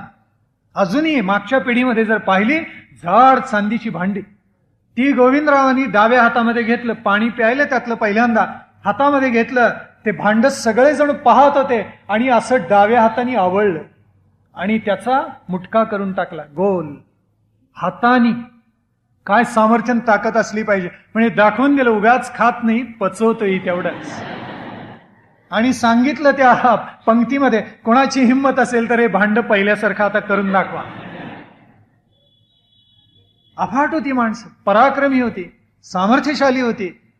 गोविंदराव खाजगीवाल्यांच्याकडे पूर्वी घरी नाभिक यायचा आणि हजामत करून जात असे. तर एकदा म्हणे तो असं त्यांची दाढी करत होता आणि कुठेतरी कापलं पाट्याने. त्यावेळी ते हा असं म्हणाले एकदम गोविंदराव. त्यावेळी तो हसायला लागला. त्यावेळी ते म्हणाले, का रे हसतोस? म्हणाला, काय म्हणे, एवढी युद्ध खेळता आणि जरा कुठे कापलं तर हा करता काय? त्याचंही म्हणणं बरोबर होतं. त्यावेळी दाढी वगैरे झाली सगळी. मग ते म्हटले, इकडे ये जरा. कोपऱ्यातला भाला घेतला त्याने, तो थरथर कापायला लागला लटलट. तो म्हणाला, आता काय करताय?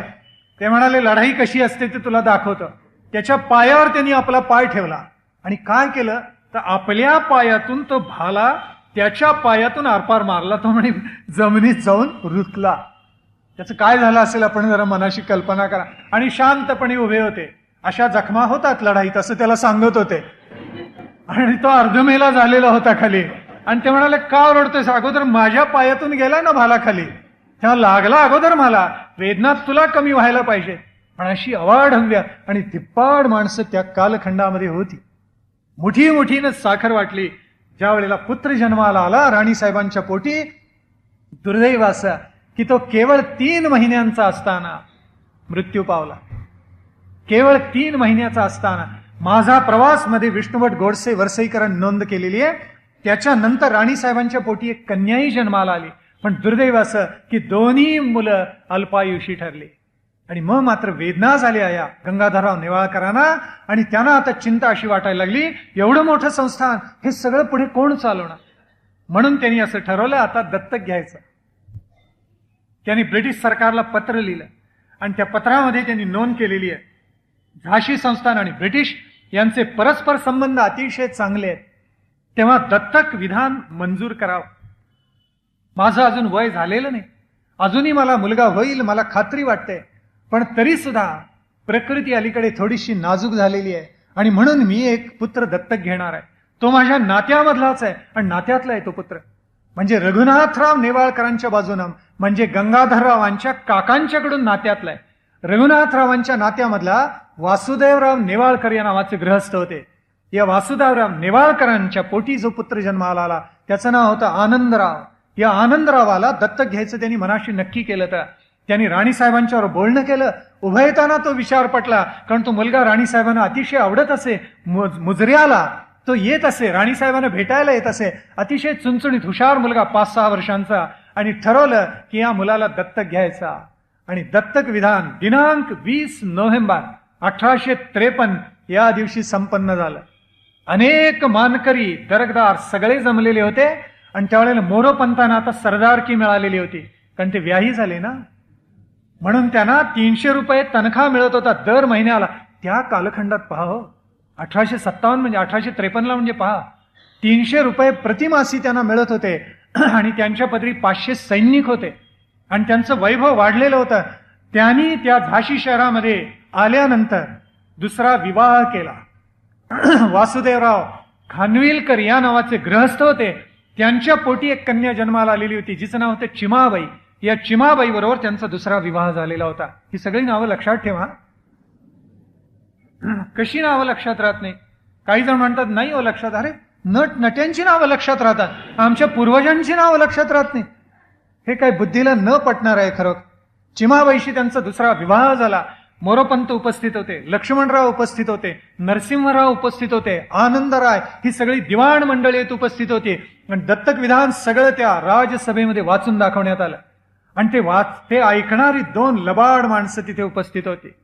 त्यातला एक होता झाशी आणि परिसराचा पॉलिटिकल एजंट होता, राजकीय प्रतिनिधी ब्रिटिशांचा, आणि त्याचं नाव होतं मेजर एलिस. आणि जी तैनाती फौज झाशीमध्ये ठेवलेली होती, या तैनाती फौजेचा जो प्रमुख होता त्याचं नाव होतं कॅप्टन मार्टिन. हे दोघेही त्या दत्तक विधानाला उपस्थित होते.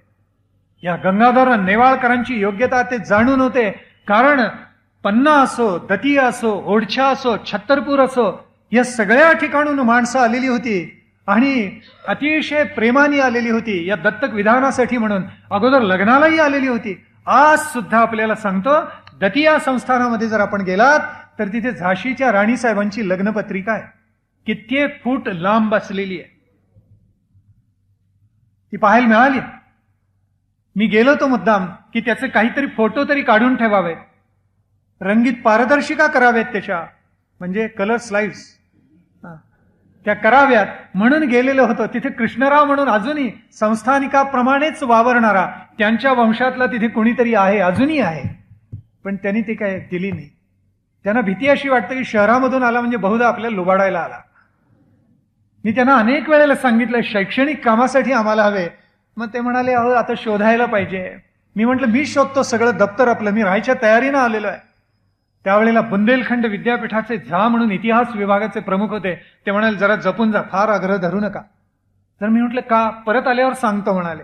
परत आल्यावर त्यांनी काय सांगितलं असेल, अशी कित्येक माणसं त्या दारातून आत गेली आहेत पण बाहेर आली नाहीयेत. मला पुढे इंद्रप्रस्थमध्ये येऊन व्याख्यानं द्यायची होती. सुखरूप बाहेर पडलं, काही अडचण नाही. पण तिथे ती लग्नपत्रिका अजूनही आहे. कोणाला पाहायला मिळाली तर भाग्य म्हणायचं. पुन्हा एकदा मी केव्हा तरी जाऊन तो प्रयत्न अवश्य करणार. इथे मुद्दा असा की दिनांक 20 नोव्हेंबर 1853 या दिवशी दत्तक विधान झालं. मेजर एलिस होता, कॅप्टन मार्टिन होता.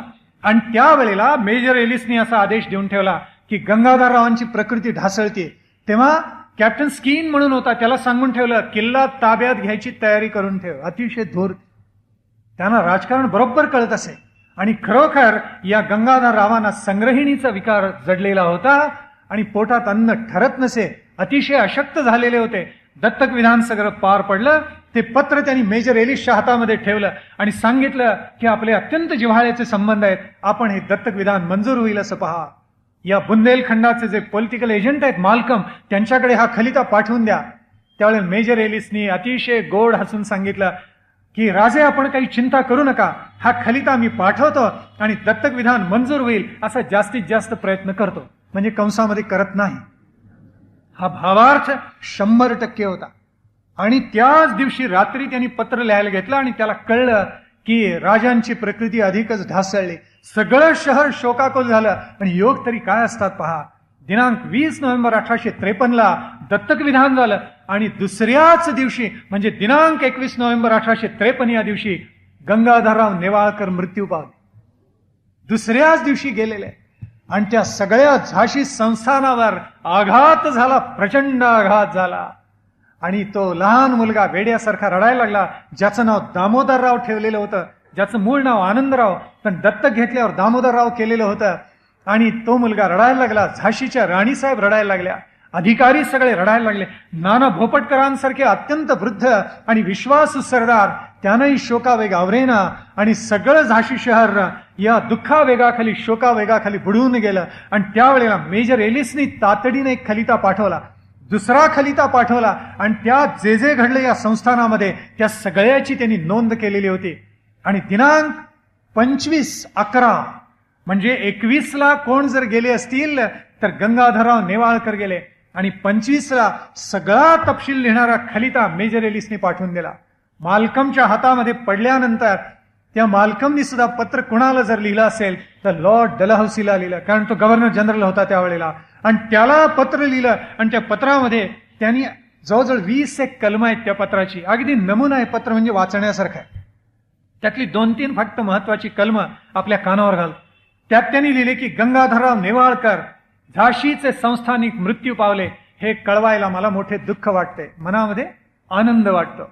कारण जितके हे लवकर मरतील आणि निपुत्रिक असतील तेवढं सगळं आपल्याला घशाखाली घालता येईल, ही भावना ब्रिटिशांची होती. आणि पुढे त्यांनी असं लिहिलेलं आहे, तो म्हणतो की आता जरी स्नेहाचे आणि सलोख्याचे संबंध असले तरी हे दत्तक विधान मंजूर करायचं किंवा नाही हा निर्णय मी आपल्यावर सोपवतो. म्हणजे थोडक्यात ते करू नका. आणि पुढे त्यांनी असं लिहिलेलं आहे, ही राणी वागायला चांगली आहे, तिला थोडका तनखा दिला तर ती शांत राहील, फारसं काही करेल असं मला वाटत नाही. हे मराठ्यांचं शेवटचं संस्थान आहे बुंदेलखंडामधलं, उत्तरेकडचं. आणि म्हणून मला असं वाटतं की या राणीला 5,000 रुपये तनखा देण्यात यावा. काय उदार झाले, वर्षाला 5,000 रुपये द्यावेत आणि गावामधला जो राजवाडा आहे तो त्याला देऊन टाकावा, किल्ला मात्र आपण ताब्यामध्ये घ्यावा.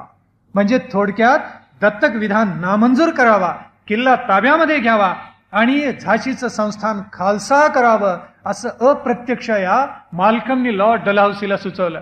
यावेळेला लॉर्ड डलहौसी हा परगावी गेलेला होता, अयोध्येला गेलेला होता आणि कोणकोणती संस्थानं घशाखाली घालता येईल याचा सगळा निरीक्षण करण्यासाठी म्हणून हा हिंडत होता लॉर्ड डलहौसी. आणि त्याला फार उशिरा ते पत्र हातामध्ये 4-6 महिन्यानंतर पडलं. तोपर्यंत झाशीच्या राणीसाहेबांनी फेब्रुवारीच्या उत्तरार्धामध्ये म्हणजे 1854 उजाडलं आणि फेब्रुवारीमध्ये राणीसाहेबांनी एक खलिता लिहिला. त्या खलित्यामध्ये शिवराम भाऊ रामचंद्रराव यांच्याबरोबर जो जो तह ब्रिटिशांनी केलेला होता त्याच्या नकला करून पाठवल्या. पूर्वी नकला करत असत, झेरॉक्स नसलं तरी अस्सलची नक्कल करण्यात येत असे आणि पाठवलं जात असे पत्र. त्याच्यावर शिक्के उमटवण्यात येत असत आणि जो दिवाण असे त्याची स्वाक्षरी होत असे किंवा जे प्रमुख असत त्यांचा शिक्का उठवला जात असे आणि तो सर्वत्र अधिकृत मानला जात असे. शिक्का कुणाच्याही हातात पडायचा नाही आणि कुठेही उठवला जायचा नाही. आणि त्याच्यामुळे ती नक्कल ही खरी आहे हे गृहीत धरलं जात असे. राणीसाहेबांनी पत्र पाठवलं आणि त्यातलं एक कलम लिहिलेलं होतं, ब्रिटिशांनी हे मान्य केलेलं आहे की वंश परंपरागत अधिकार, मग भले तो दत्तक पुत्र असो किंवा औरस पुत्र असो, असं कलम आहे त्याच्यामध्ये, हा झाशीच्या संस्थानिकांच्या कडेच राहील. त्यामुळे औरस पुत्र असो किंवा दत्तक, नेवाळकरांच्या घराण्यामध्येच झाशीचं संस्थान राहील असं कलम त्याच्यामध्ये आणि ते कळवलं. शिवाय झाशीच्या राणीसाहेबांनी पत्रामध्ये आणखीन एक गोष्ट लिहिलेली होती आणि ती अतिशय महत्वाची होती. ती महत्वाची गोष्ट अशी होती, झाशीच्या राणीसाहेब म्हणतात की आमचा जो दत्तक पुत्र घेतलेला आहे ते दत्तक विधान आपण मंजूर करावं, कारण आमच्या शेजारच्या संस्थानामध्ये घडलेलं आहे आणि आपण ते मान्य केलेलं आहे. दतियामध्ये पुत्र दत्तक घेतला गेला आणि तो आपण मान्य केलेला आहे. जालवण संस्थानामध्ये पुत्र दत्तक घेतलेला आहे आणि तो आपण मान्य केलेला आहे. तर आमचं संस्थान ओढछामध्ये पुत्र दत्तक घेतलेला आहे, तो आपण मान्य केलेला आहे. आमचं संस्थान त्याला लागूनच आहे, तेव्हा आपण सुद्धा माझी विनंती मान्य करावी, दत्तक विधानाला मान्यता द्यावी. तेव्हा डलहौसीने ते पाहिलं आणि तो हसला, कारण सगळं जेवढं घशाखाली घालता येईल तेवढं त्याला घालायचं होतं. आणि म्हणून त्यांनी निर्णय घेतला सगळं बुडवून टाकायचं, काही ठेवायचं नाही.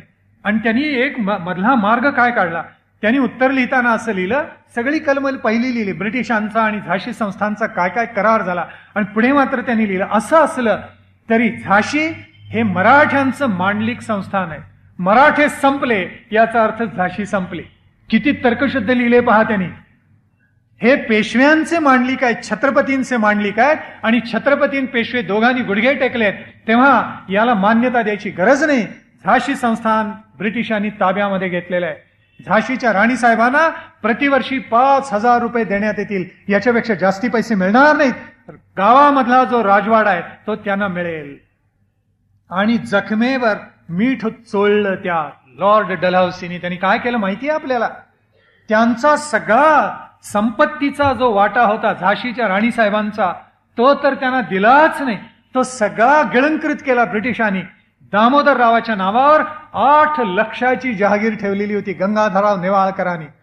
लॉर्ड डलहौसीनी असं केलं की हा पुत्र अज्ञान आहे आणि ही स्त्री आहे, न जाणो काहीतरी वेडावाकडा प्रकार संस्थानामध्ये घडेल, म्हणून हा पुत्र सज्ञान होईतोपर्यंत आता ही सगळी संपत्ती ब्रिटिशांच्याकडे राहील आणि हा पुत्र सज्ञान झाल्यानंतर त्यावेळेला म्हणजे काही वर्षानंतर आम्ही व्याजासही ते पैसे परत देऊ.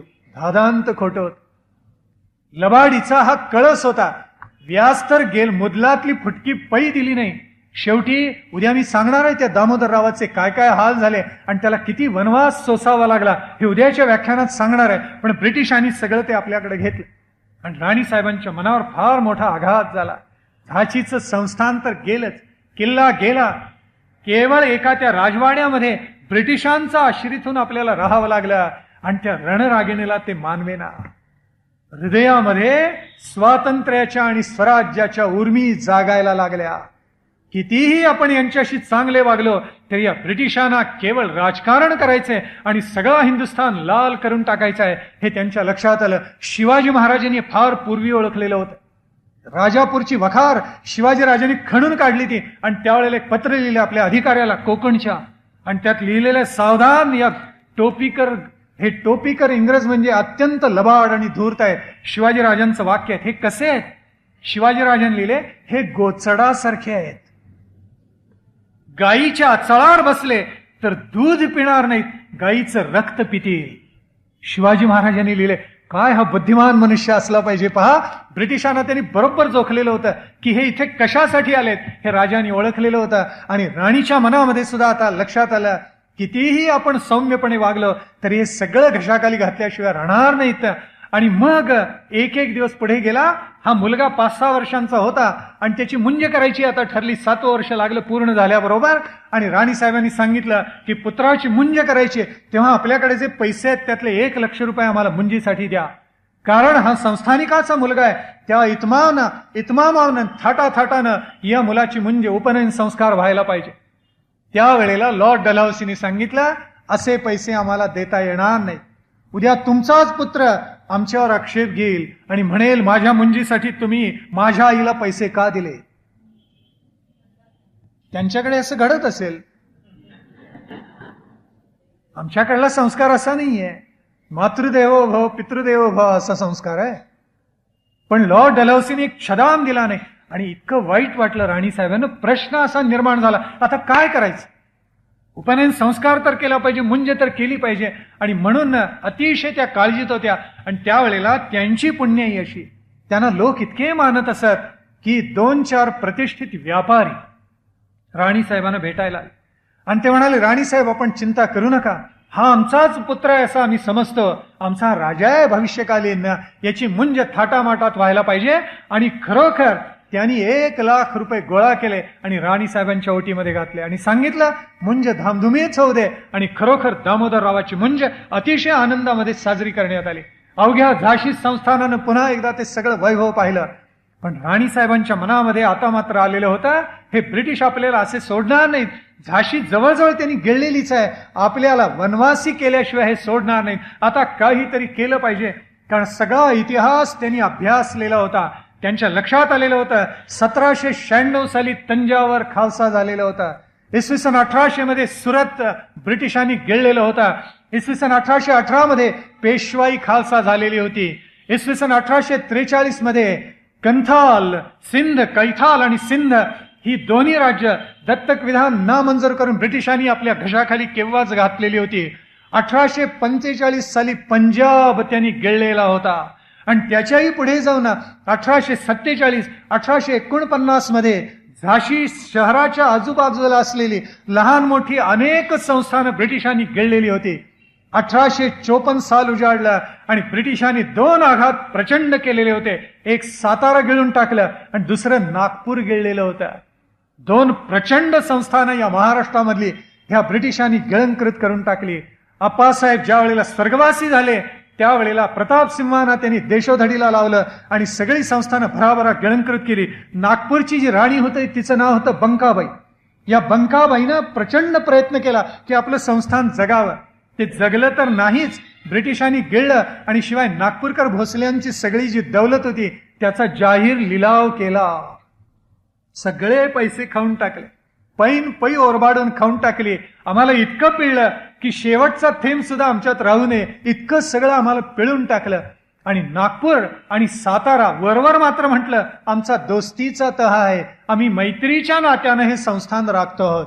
प्रत्यक्ष राजाला देशोधडीला लावायचं आणि इकडे म्हणायचं मैत्रीपूर्ण वातावरणामध्ये आम्ही त्या राज्याचं रक्षण करतो आहोत. राणीसाहेबांना अत्यंत क्लेश झाले आणि त्यावेळेला आपल्या सगळ्या लोकांच्याकडे ब्रिटिश अशा नजरेनं पाहत होते की ही कोण आपल्या समोरची भारतीय माणसं म्हणजे तुच्छातली तुच्छ, स्वातंत्र्य समर संपलं आणि नंतर राणीचा जाहीरनामा आला, व्हिक्टोरिया राणीचा. लॉर्ड कॅनिंगनी तो वाचून दाखवला होता एके ठिकाणी, आणि जवळ रसेल नावाचा प्रख्यात इतिहासकार बसलेला होता. त्यांनी नोंद केली आहे की हा लॉर्ड कॅनिंग किती लबाड आणि ढोंगी आहे, मला त्यावेळी कळलं, असं रसेल आपल्याच माणसाबद्दल लिहितो. त्यांनी लिहून ठेवलेलं आहे की त्यांनी राणीचा जाहीरनामा वाचून दाखवला आणि तो त्या रसेलला म्हणाला, मी आता आलोच, पण ही सगळी घाणेरडी माणसं बसलेली आहेत पहा, यातलं एकही निगर असा शब्द वापरलाय त्यांनी, एकही निग्रो इथे व्यासपीठावर येता कामा नये. म्हणजे आम्हाला कुठल्या तराजूमध्ये ब्रिटिश तोलत होते आपल्या मनाशी जरा कल्पना करा. वॉरन हेस्टिंग्सनं आपल्या आठवणीमध्ये असं लिहून ठेवलेलं आहे की या देशामधला सगळ्यात बुद्धिमान मनुष्य कोण? आमच्या राजवाड्यामध्ये जी मांजरं आणि कुत्री आम्ही बाळगलेली आहेत, या कुत्र्या मांजरांची बुद्धिमत्ता सुद्धा भारतातल्या सगळ्यात बुद्धिमान माणसापेक्षा अधिक आहे. आणि हेच लबाड ब्रिटिश पुढे आपल्या दप्तरामध्ये नोंद, पुढे लोकमान्य टिळक आणि स्वामी विवेकानंदांचा उदय झाल्यानंतर अशी नोंद करून जातात की लोकमान्य टिळकांच्या इतका बुद्धिमान मनुष्य लंडनमध्ये सुद्धा नाही. अरे चोरानो, किती उलट सुलट आणि विकृत लिहावं, त्याला काही मर्यादा आहे की नाही? पण हे लिहिलेलं आहे आणि याला इतिहासाची साक्ष, इतिहासामध्ये जे जे घडलं आपल्या लोकांनी नव्हे त्यांच्या लोकांनी दप्तरामध्ये नोंदवून ठेवलेलं आहे. सगळी संस्थानं गिळंकृत केली आणि मग 1855 साली कर्नाटक गिळून टाकलं. सगळा 2/3 हिंदुस्थान जवळजवळ लालबुंद झालेला होता. आणि आता प्रश्न असा उभा राहिला की काय करायचं. आणि त्यावेळेला सगळीकडे असंतोष धुमसत होताच. राणी साहेबांचा आणि रावसाहेब पेशवे, नानासाहेब पेशव्यांचा काही पत्रव्यवहार झालेला होता. प्रत्येकाच्या मनामध्ये स्वातंत्र्य निर्माण करावं, स्वराज्य निर्माण करावं या उर्मी केव्हाच जागलेल्या होत्या. आणि आपल्याला माहिती आहे की काडतुस जी शिपायांना दिलेली होती त्याला डुकराची आणि गायीची चरबी लावलेली असे.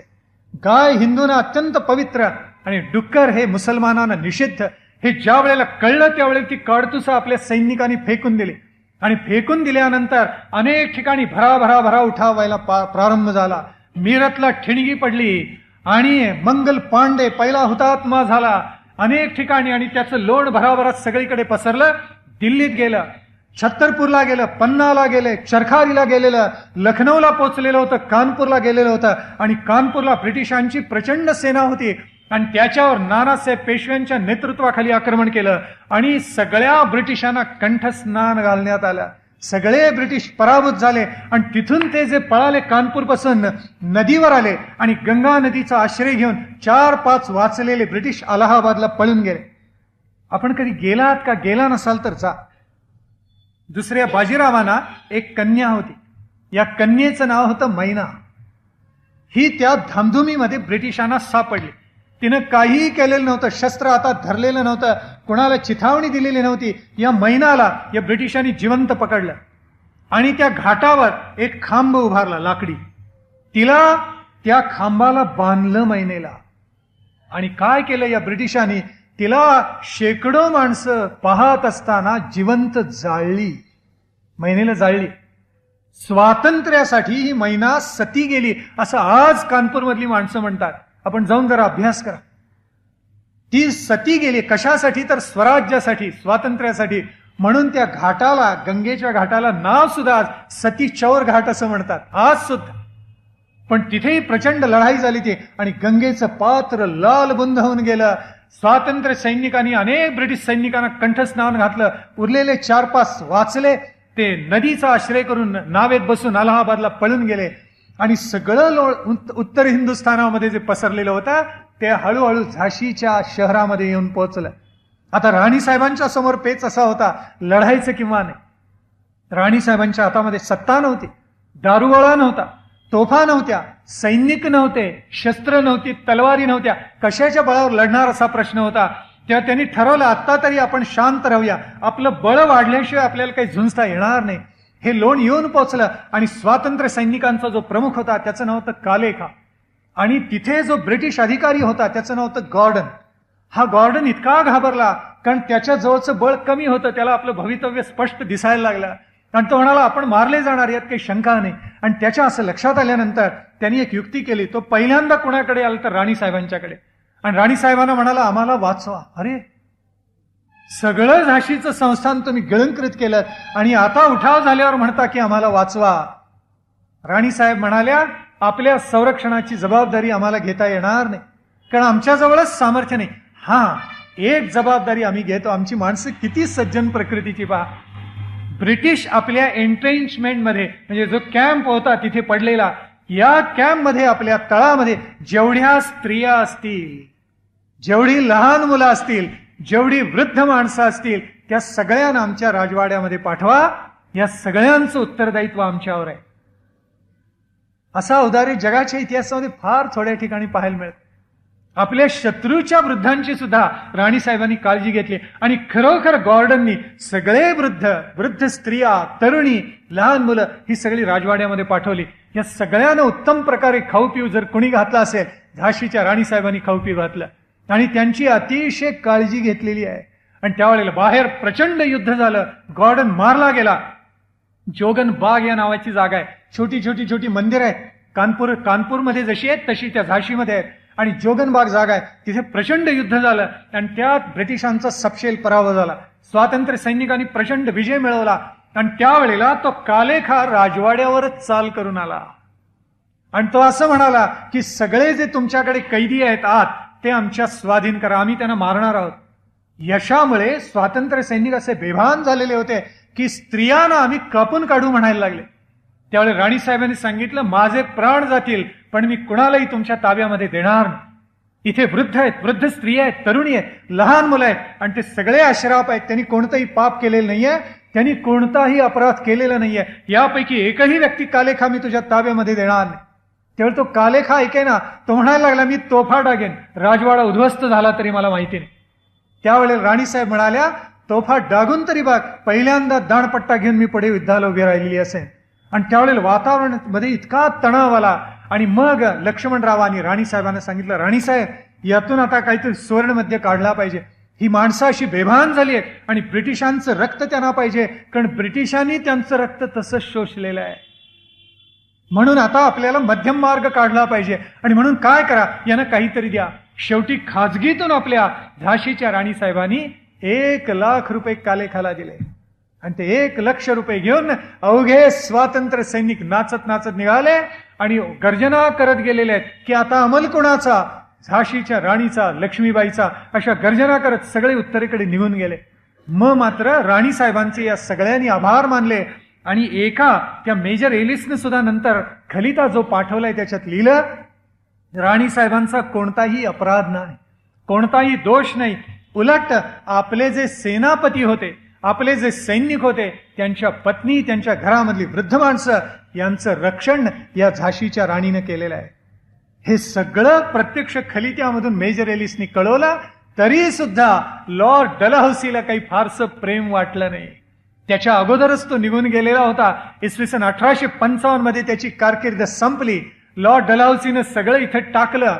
म्हणजे काय टाकलं? स्वातंत्र्य सैनिकांचा उठाव होईल अशी पार्श्वभूमी तयार करून आपल्या स्वतःनं आपल्या पायावर धोंडा टाकता येईल अशी व्यवस्था करून तो जो उठला, लंडनला निघून गेला. त्याच्या पाठोपाठ जो आला तो लॉर्ड कॅनिंग आलेला होता. लॉर्ड कॅनिंगनी परिस्थिती पाहिली, त्याच्या अंगावर काटा आला. त्याच्या लक्षात आलं की किती असंतोष सगळ्या भारतामध्ये धुमसतोय हे त्याला जाणवलं आणि पुढे अनेक लोकांनी नोंद केली आहे. आपल्याला माहिती आहे का, प्रिन्स ऑफ वेल्स भारतामध्ये आलेले होते आणि त्यांनी नोंद अशी केली की आमच्या अधिकाऱ्यांचा अत्यंत उद्दाम वर्तन बघून मी थक्क झालो, अशी नोंद आहे ते केली. एक ब्रिटिश इतिहासकार असं लिहितो की आमच्या अधिकाऱ्यांनी आणि सैनिकांनी इतकी पापं केलेली आहेत, एकच काय 12 ते 15 उठाव झाले तरी मला नवल वाटणार नाही. इतकी पापं आमच्या सैनिकांनी आणि आमच्या अधिकाऱ्यांनी केलेली आहेत. वॉरन हेस्टिंग्सनी आपल्या आठवणीत असं लिहून ठेवलेलं आहे, ज्या गावामध्ये आम्ही जात असू ती गावच्या गावं ओस पडत असत. इतका धाक आणि इतकी भीती सामान्य जनांच्या मनामध्ये आमच्याबद्दल बसलेली होती. आणि त्याच्यामुळे मला एकच गोष्ट आठवत असे, कोणती? लांडगा आणि कोकरू. लक्षात आलं का? लांडगा आणि कोकरू. लांडगा वरती पाणी पितोय आणि कोकरू खाली पाणी पिते. वरून पाण्याचा प्रवाह कोकराकडे खाली जातोय आणि लांडग्याला त्या कोकराला खायचे. आणि म्हणून तो लांडगा म्हणतोय, काय रे कोकरा, अरे पाणी सगळं गढूळ करतोस काय? थांब, तुला खातोस. त्यावेळी ते कोकरू म्हणाला, मी कुठे गढूळ करतोय, पाणी वरून खाली येते, तुम्हीच गढूळ करताय. त्यावेळेला तो लांडगा गोंधळला आणि तो म्हणाला, असं असं काय, मग 6 महिन्यापूर्वी तुझ्या बापानं माझ्या बापाचा अपमान केला. तर ते कोकरू म्हणाला, 6 महिन्यापूर्वी? माझा जन्म होऊन 3च महिने झाले. त्यावेळेला तो लांडगा म्हणाला, आता सबब काढायची गरजच नाही. तो म्हणाला, मी श्रेष्ठ आहे, मी बलवान आहे आणि तू कनिष्ठ आणि अशक्त आहेस, म्हणून मी तुला खातो. असं म्हणून म्हणे त्या लांडग्याने खाल्लं. हे वॉरन हेस्टिंग्सनी नोंदवून ठेवलेलं आहे. आणि तो म्हणतो, आम्ही लांडगे आणि सगळे भारतीय म्हणजे कोकरं, जिथे जाऊ तिथे त्यांना आम्ही ओरबाडून खाल्लं. स्वतःच आपल्या पापाची कबुली दिली आणि अनंत इतिहासकारांनी लिहून ठेवले. केनी नोंदी केल्यात, वाचताना अंगावर काटा येतो.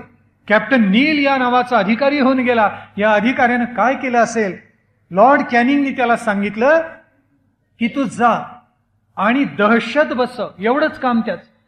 त्यांनी जे जे स्वातंत्र्य सैनिक सापडले त्यांना पकडलं आणि झाडाला टांगलं, फाशी दिलं. साधा जरी एखादा खांब मिळाला त्याला त्या माणसाला तो टांगत असे. आपल्याला नवल वाटेल, केवळ उत्तर भारतामध्ये त्यांनी जवळजवळ 4.5 लाख निरपराध माणसं मारली. दिसला मनुष्य की गोळी घाल किंवा तलवारी खाली मार. तो काय करत असे, 2 स्वातंत्र्य सैनिकांना पकडायचं. एका स्वातंत्र्य सैनिकाचा गळा चिरत असे संगिनीने, बंदुकीच्या पुढच्या, आणि रक्त जमिनीवर पडलं की दुसऱ्या स्वातंत्र्य सैनिकाचे हात पाठीला बांधत असत आणि त्याला गुडघ्यावर बसायला लावत असत आणि जमिनीवर सांडलेलं रक्त जिभेनं त्याला खायला लावत असत, चाटायला लावत असत. कॅप्टन नीलनी हे केले आणि के नावाचा इतिहासकार जो ब्रिटिश आहे यांनीच या नोंदी केल्यात, आमच्या लोकांनी केलेलं नाहीये. आज जरी वाचलं तरी अंगावर काटा येतो की किती अत्याचार झाले असतील आणि त्यातलं किती आपल्या डोळ्यासमोर आलं असेल. फार थोडं, जवळजवळ नाहीच म्हणाना. असे अनन्वित अत्याचार दिल्लीपासून पार तळापर्यंत, दक्षिणेपर्यंत, कर्नाटकापर्यंत सगळीकडे झालेले होते आणि सगळीकडे असंतोष धुमसत होता. त्याची ठिणगी केव्हा तरी पडणार होती, ती मिरतला पडली आणि मग सगळीकडे भरा स्वातंत्र्य सैनिकांनी विजय मिळवले. लॉर्ड कॅनिंगला हे ज्या वेळेला कळलं त्यावेळेला त्यांनी 2 अनुभवी माणसं बोलावून घेतली. त्यातला एक होता कॅम्बेल, बलाढ्य सेनापती, आणि दुसरा होता कॅप्टन सर ह्यू रोज. या दोघांना त्यांनी बोलवलं आणि दोघांना कामगिरी विभागून दिली. एकाला उत्तरेकडची आणि एकाला दक्षिणेकडची, ईशान्य पूर्वेकडची नेमून दिली. कॅम्बेलला उत्तरेकडची कामगिरी नेमून दिली. त्यांनी पहिल्यांदा सांगितलं, उत्तरेवर हल्ला कर आणि उत्तरेचा पाडाव कर. बहादूरशाह जाफर बसलाय, त्याला पकडा आणि त्याला दूरवर पाठवून द्या. आणि दुसरं असं सांगितलं की दक्षिणेकडे बुंदेलखंडावर, कॅप्टन सर ह्यू रोजला, दक्षिणेकडे तू बुंदेलखंडावर चाल करून जा आणि जे जे माणूस सापडतील सरसकट कत्तल करा, पण त्या राणीला मात्र जिवंत पकडा. काय आकस त्यांच्या मनामध्ये होता कोणास ठाऊक. झाशीच्या राणीला जिवंत पकडा. का? तिला आपण कोर्ट मार्शल करूया असं त्याच्या आज्ञेमध्ये लिहिलेलं आहे. तिला पकडू, तिच्यावर खटला भरू, तिला फाशी द्यायचं अगोदर ठरलेलंच असतं. पण नाटक काय करायचं की तिला कोर्टापुढे आम्ही उभं केलं. अगोदर काय करायचं ठरलेलं आहे, तिच्यावर खटला भरू आणि तिला फाशी देऊ. ब्रिटिश इतके अधम आहेत हे झाशीच्या राणीसाहेबांना ज्ञात होतं. म्हणून शेवटची लढाई झाली त्यावेळेला त्यांनी आपल्या सगळ्या अधिकाऱ्यांना अशी सक्त आज्ञा दिलेली होती, काय वाटेल ते झालं तरी चालेल, पण एकाही अमंगल गोऱ्याचा हात माझ्या देहाला लागता कामा नये.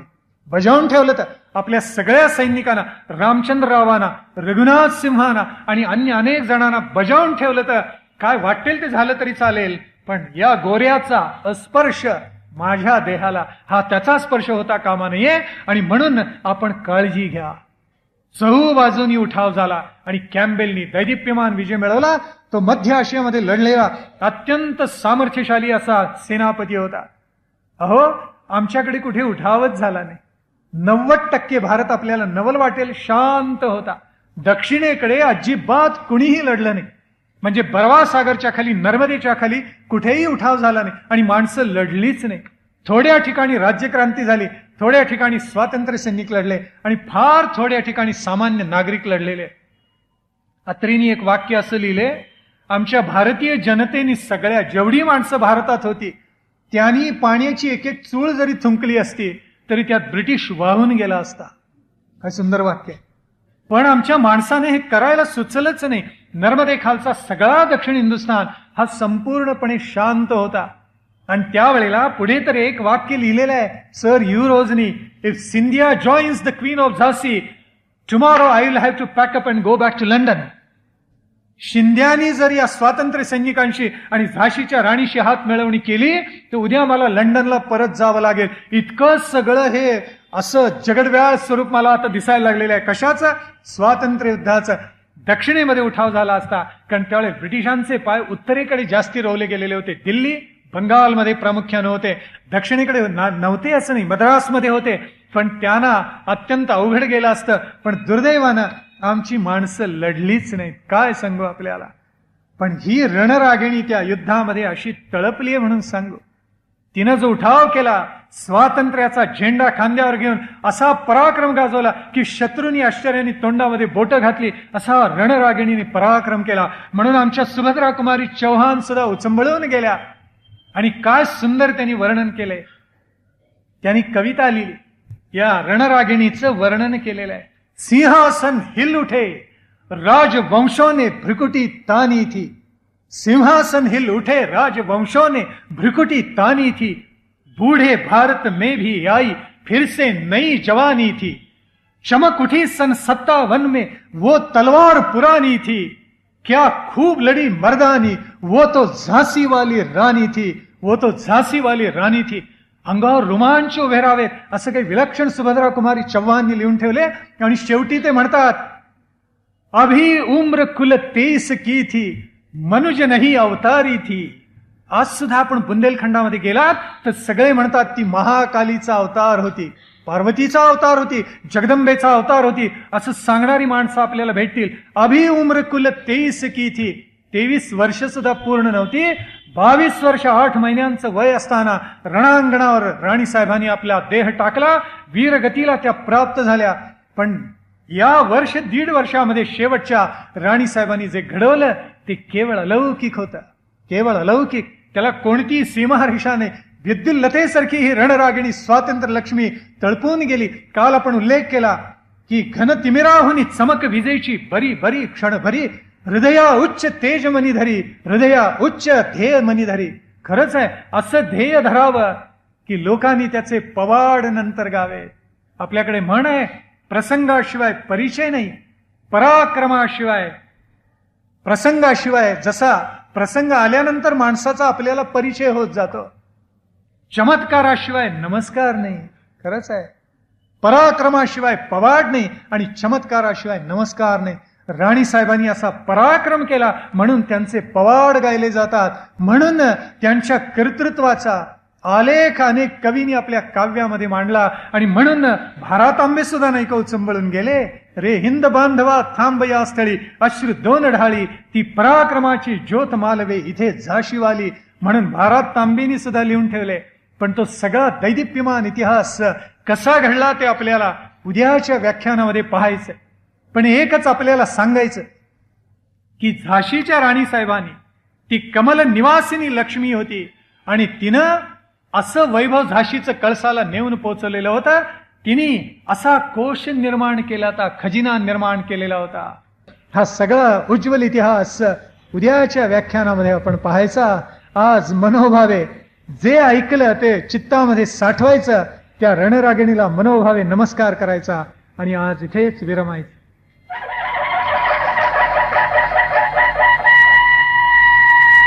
सिंहासन हिल उठे राजवंशों ने भ्रिकुटी तानी थी. बूढ़े भारत में भी आई फिर से नई जवानी थी. घूमी हुई आजादी की कीमत सबने पहचानी थी. दूर फिरंगी को करने की सबने मन में ठानी थी. चमक उठी सन 57 में वह तलवार पुरानी थी. बुंदे लेहर बोलो के मुँह हमने सुनी कहानी थी. खूब लड़ी मर्दानी वो तो झांसी वाली रानी थी. झांसी वाली रानी थी. कानपुर के नाना की मुँह बोली बहन छबीली थी. लक्ष्मीबाई नाम पिता की वह संतान अकेली थी. नाना के संग पढ़ती थी वह नाना के संग खेली थी. बरछी ढाल कृपाण कटारी उसकी यही सहेली थी. वीर शिवाजी की गाथाएं वीर शिवाजी की गाथाएं उसको याद ज़बानी थी। खूब लड़ी मर्दानी, वो तो झांसी वाली रानी थी, झांसी वाली रानी थी। हुई वीरता की वैभव के साथ सगाई, झांसी में ब्याह हुआ, रानी बन आई लक्ष्मीबाई झांसी में। राजमहल में बजी बधाई, खुशियां छाई झांसी में। सुमट बुंदेलों की बिरदावली सी वह आई झांसी में। चित्रा ने अर्जुन को पाया, शिव से मिली भवानी थी। खूब लड़ी मर्दानी, वो तो झांसी वाली रानी थी, झांसी वाली रानी थी। उदित हुआ सौभाग्य मुदित महलों में उजियाली छाई। किंतु काल गति चुपके चुपके काली घटा घेर लाई। तीर चलाने वाले कर में उसे चुड़िया कब भाई। रानी विधवा हुई, हाय विधि को भी नहीं दया आई। निस्संतान मरे राजा जी, निस्संतान मरे राजा जी। रानी शोक समानी थी। खूब लड़ी मर्दानी, वो तो झांसी वाली रानी थी, झांसी वाली रानी थी। बुझा दीप झांसी का तब डलहौजी मन में हर्ष आया। राज्य हड़प करने का उसने यह अच्छा अवसर पाया। फौरन फौजे भेज दुर्ग पर अपना झंडा फहराया। लावारिस का वारिस बनकर ब्रिटिश राज्य झांसी आया। अश्रुपूर्ण रानी ने देखा, अश्रुपूर्ण रानी ने देखा, झांसी हुई वीरानी थी। खूब लड़ी मर्दानी, वो तो झांसी वाली रानी थी, झांसी वाली रानी थी। चीनी राजधानी दिल्ली की लिया लखनऊ बातों बात। कैद पेशवा था बिठूर में, हुआ नागपुर का भी घात। उदयपुर तंजौर सतारा कर्नाटक की कौन बिसात। जबकि सिंध पंजाब बहापर अभी हुआ था वज्र निपात। बंगाले मद्रास आदि की भी तो वही कहानी थी। खूब लड़ी मर्दानी, वो तो झांसी वाली रानी थी, झांसी वाली रानी थी। इनकी गाथा छोड़ चले हम झांसी के मैदानों में। जहां खड़ी है लक्ष्मीबाई मर्द बनी मर्दानों में। लेफ्टिनेंट वॉकर आ पहुंचा, आगे बढ़ा जवानों में। रानी ने तलवार खींच ली, हुआ द्वंद आसमानों में। जख्मी होकर वॉकर भागा, उसे अजब हैरानी थी। खूब लड़ी मर्दानी, वो तो झांसी वाली रानी थी, झांसी वाली रानी थी। रानी बड़ी काल भी आई, कर 100 मील निरंतर पार।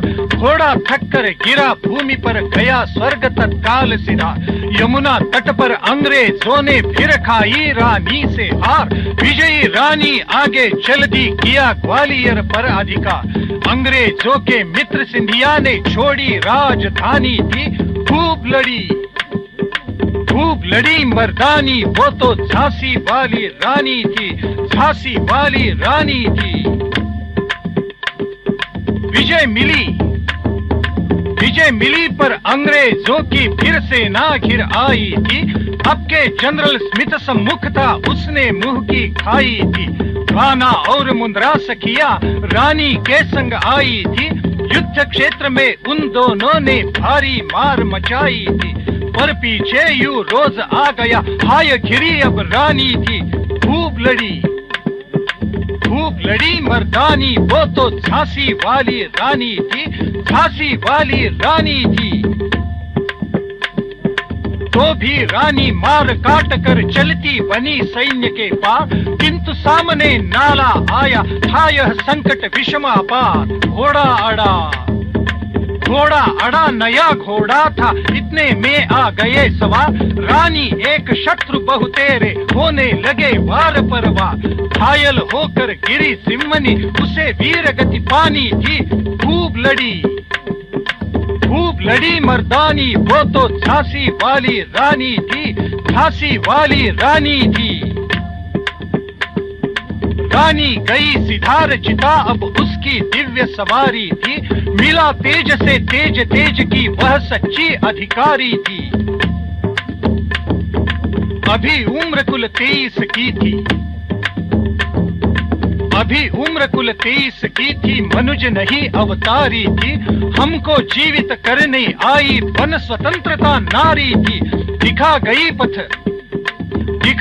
पथ सिखा गई हमको जो सीख सिखानी थी, बूंदे ले हर बोलो के मुंह हमने सुनी कहानी थी। खूब लड़ी मर्दानी वो तो झांसी वाली रानी थी, झांसी वाली रानी थी, झांसी वाली रानी थी।